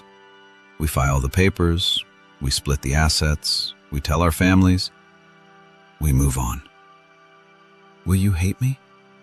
No. And I meant it. I'll probably always love you in some way. You were my wife, my partner, a huge part of my life. That doesn't just disappear. But I can love you and still need to not be with you. She nodded, tears streaming down her face. I'm sorry for all of it. For throwing away something beautiful, for hurting you, for not being brave enough to fix us before I destroyed us. I'm sorry, too, for checking out, for stopping trying long before you did, for my part in letting us decay. Maybe we can be friends someday after enough time passes. Maybe. But not yet. I need distance. Need to rediscover who David is without Rebecca. Need to figure out what I want from life instead of just reacting to what happened to us. The moving truck pulled away. The house stood empty behind us, waiting for its new occupants, its new story. Rebecca pulled something from her purse, an envelope. I wrote you a letter. You don't have to read it now, or ever, but I wanted you to have it. I took it, felt the weight of words I might never read. Goodbye, David. Goodbye, Rebecca. She kissed my cheek the first time she touched me in months and walked to her car. I watched her drive away, taking a piece of my history with her. Charlie wed, looking up at me with concerned eyes. It's okay, buddy, I said, scratching behind his ears. We're okay. And the strange thing was, I meant it. I wasn't happy, wasn't healed, wasn't whole, but I was free. Free from the weight of trying to fix something unfixable. Free from the performance of forgiveness I didn't fully feel. Free to be just David, discovering what that meant. I pulled out my phone and looked at the photograph one last time, the one I'd taken and deleted and somehow still carried in my memory. Rebecca and Marcus frozen in betrayal. The image that had ended everything and started everything. Then I got in my car with Charlie and drove toward my new house, toward my new life, toward whatever came next. The photograph had been the end. This was the beginning.